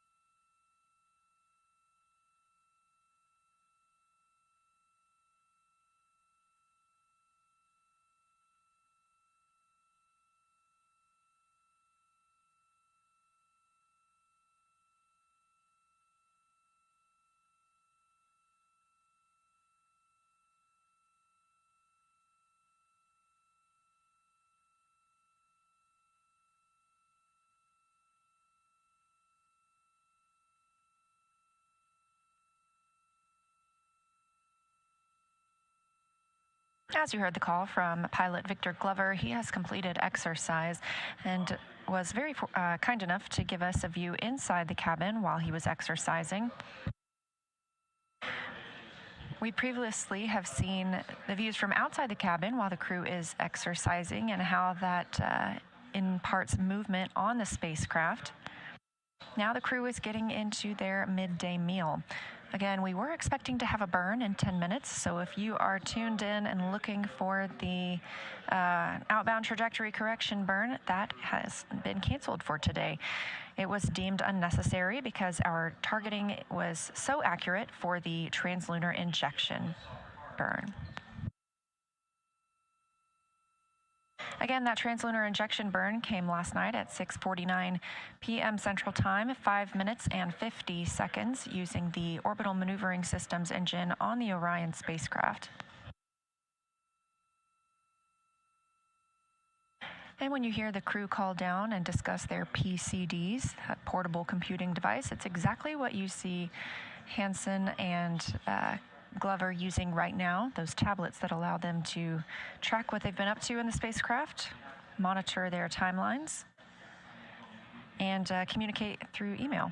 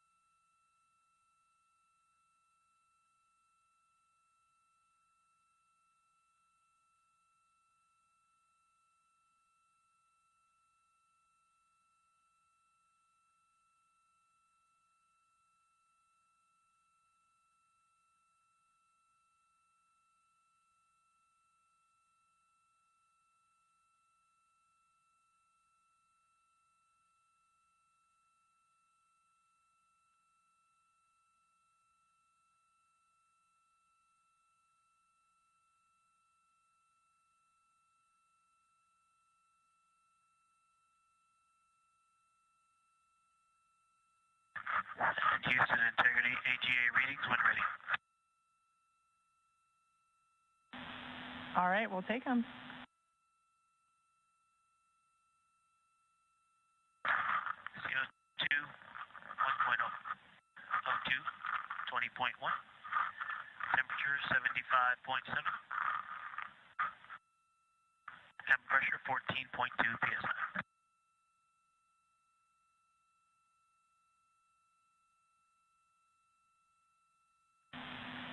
Copy all, and we believe we copied CO2 1.0. Just want to confirm.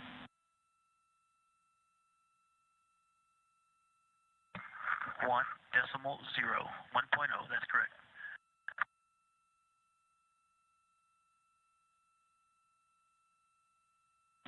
Okay, thank you.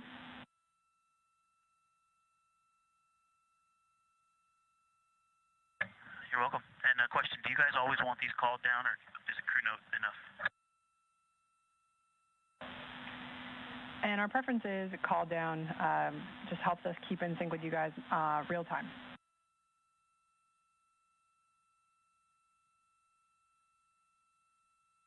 Copy.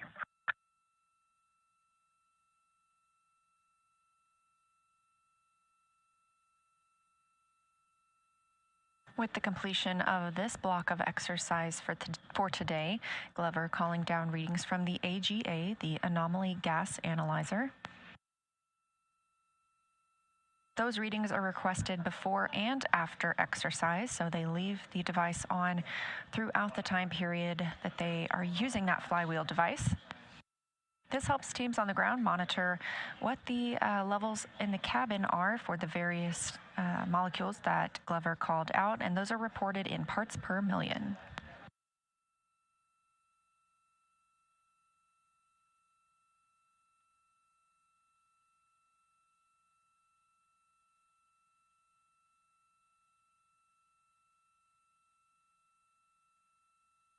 And we have just passed 2 days mission elapsed time. 2 days since the launch of Orion, atop the Space Launch System spacecraft from Kennedy Space Center in Florida, a very smooth ride uphill. We are now 3 days and 19 minutes away from the opening of our lunar flyby, targeted for flight day 6, when the crew will fly around the moon, the first time in over 50 years for humans to do so.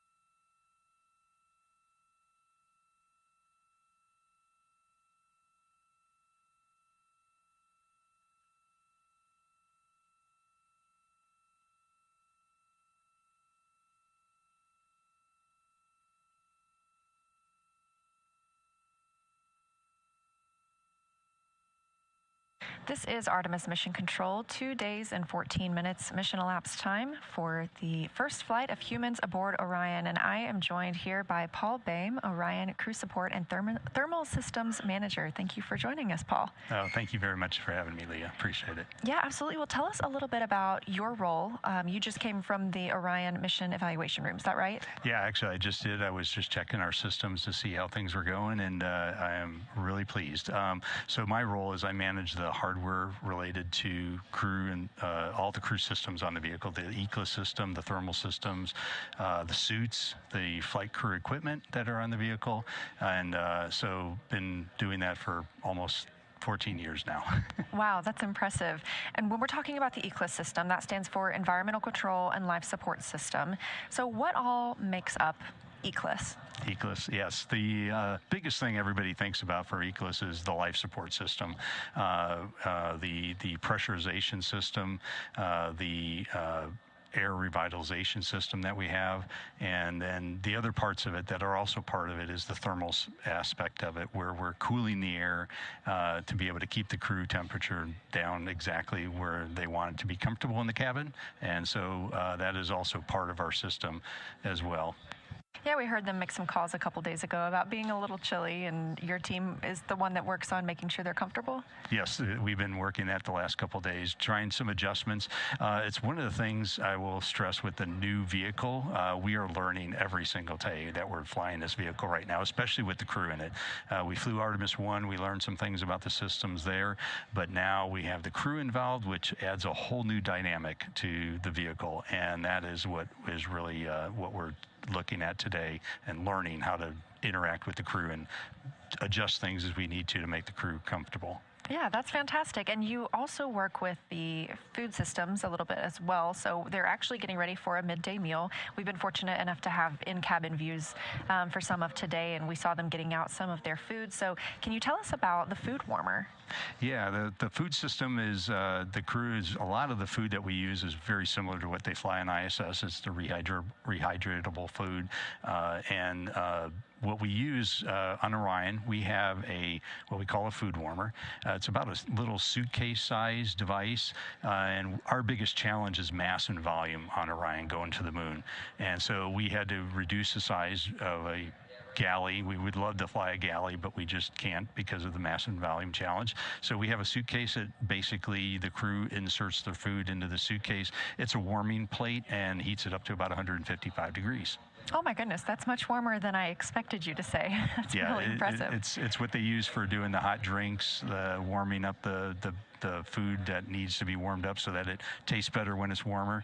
So they can put about 12 packages in there to be able to heat up those and be able to have some hot food during the flight.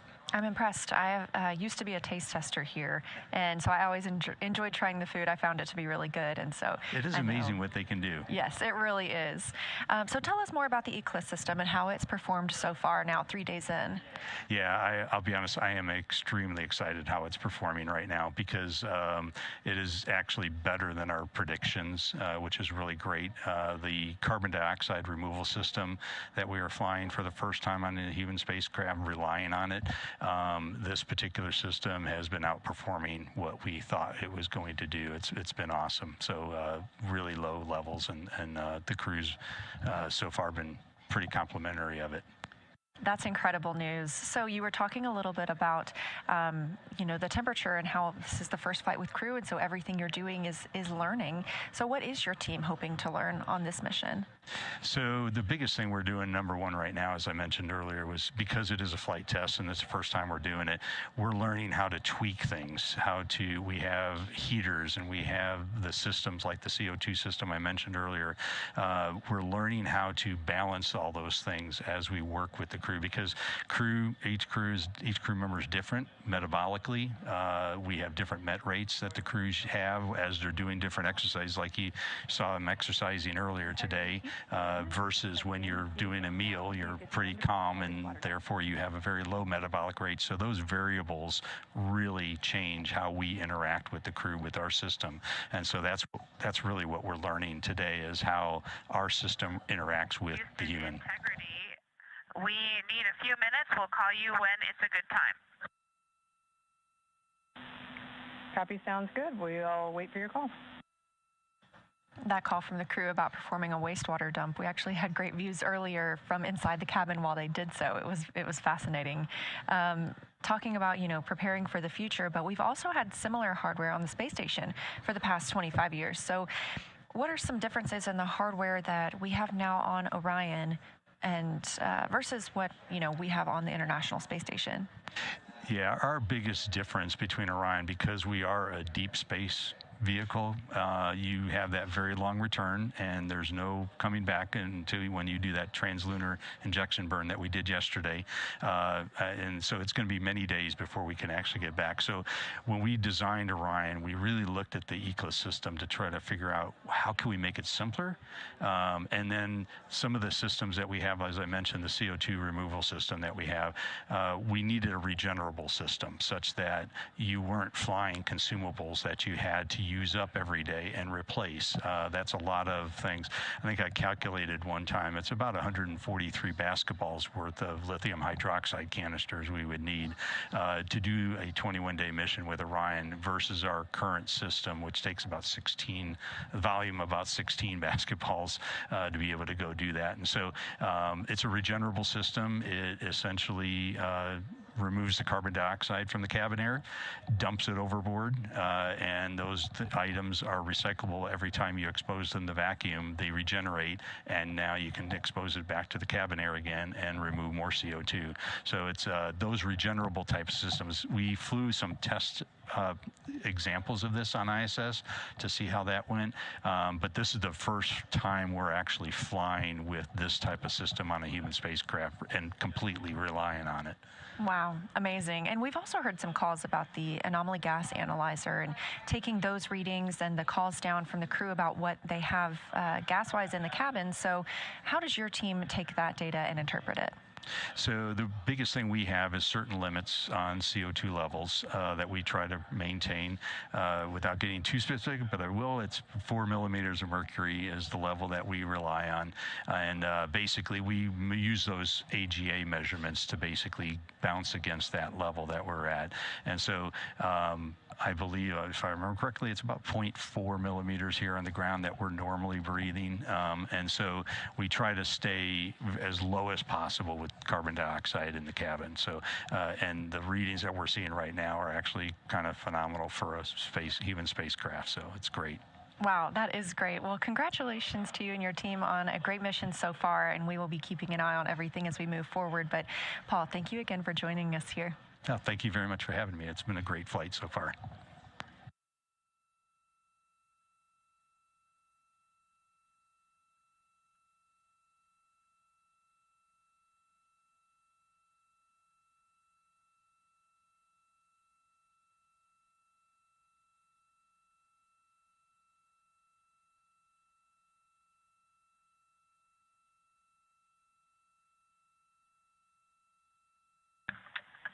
Houston Integrity, you are go for Blizzard. Copy, go for Blizzard.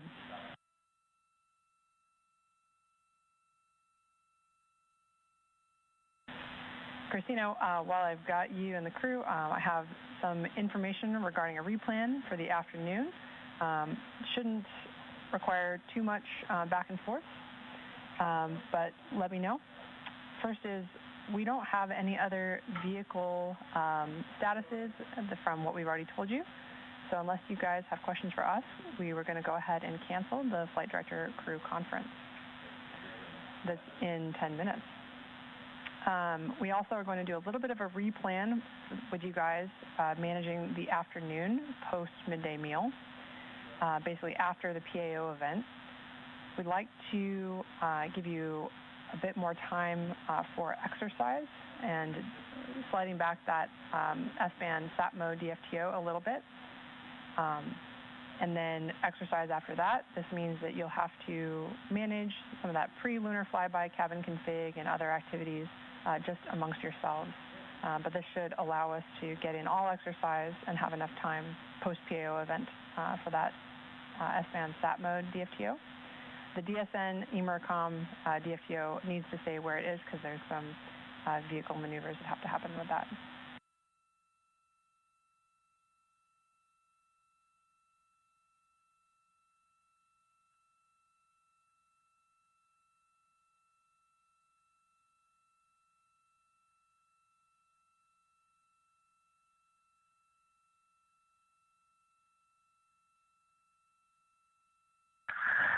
let me just make sure. Are you saying we can defer the S-band sat mode DFTO, but do the DSN emercom on time?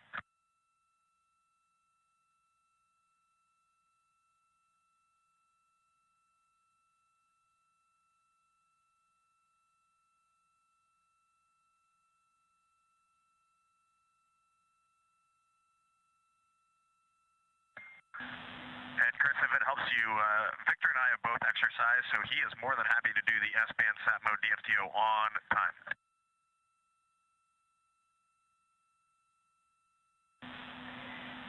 Thanks, Reed. Just talking down here with the team to make sure I got the right words to give you. We'd like that S-band sat mode DFTO to slide 30 minutes to the right for some ground config. But then the emercom DFTO will stay where it is.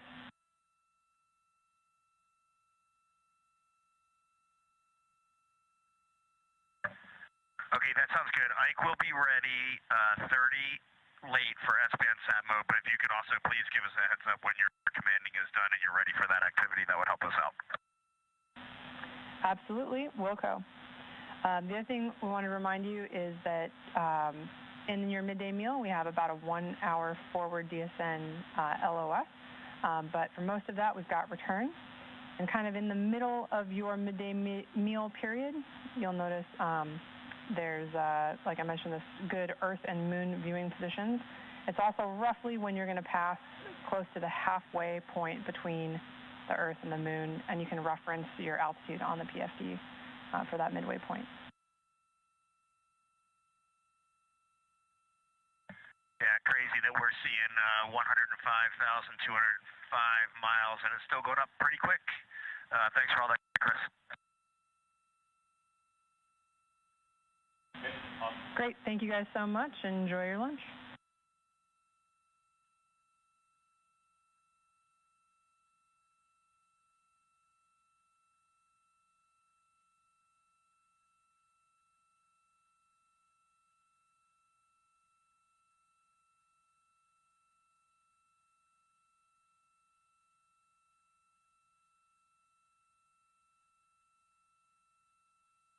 Those calls from Capcom capsule communicator Chris Birch, also a NASA astronaut here in Mission Control Houston, up to the crew aboard Orion, named Integrity. This view of Artemis Mission Control, the Orbit 1 team still on console. The crew was enjoying their midday meal. We do not have fresh foods flying on Artemis 2. Orion does not have refrigeration or a late load capability prior to launch that we need for fresh foods. So we have shelf-stable foods aboard Orion and rehydratable foods that the crew is used to, having flown on the International Space Station.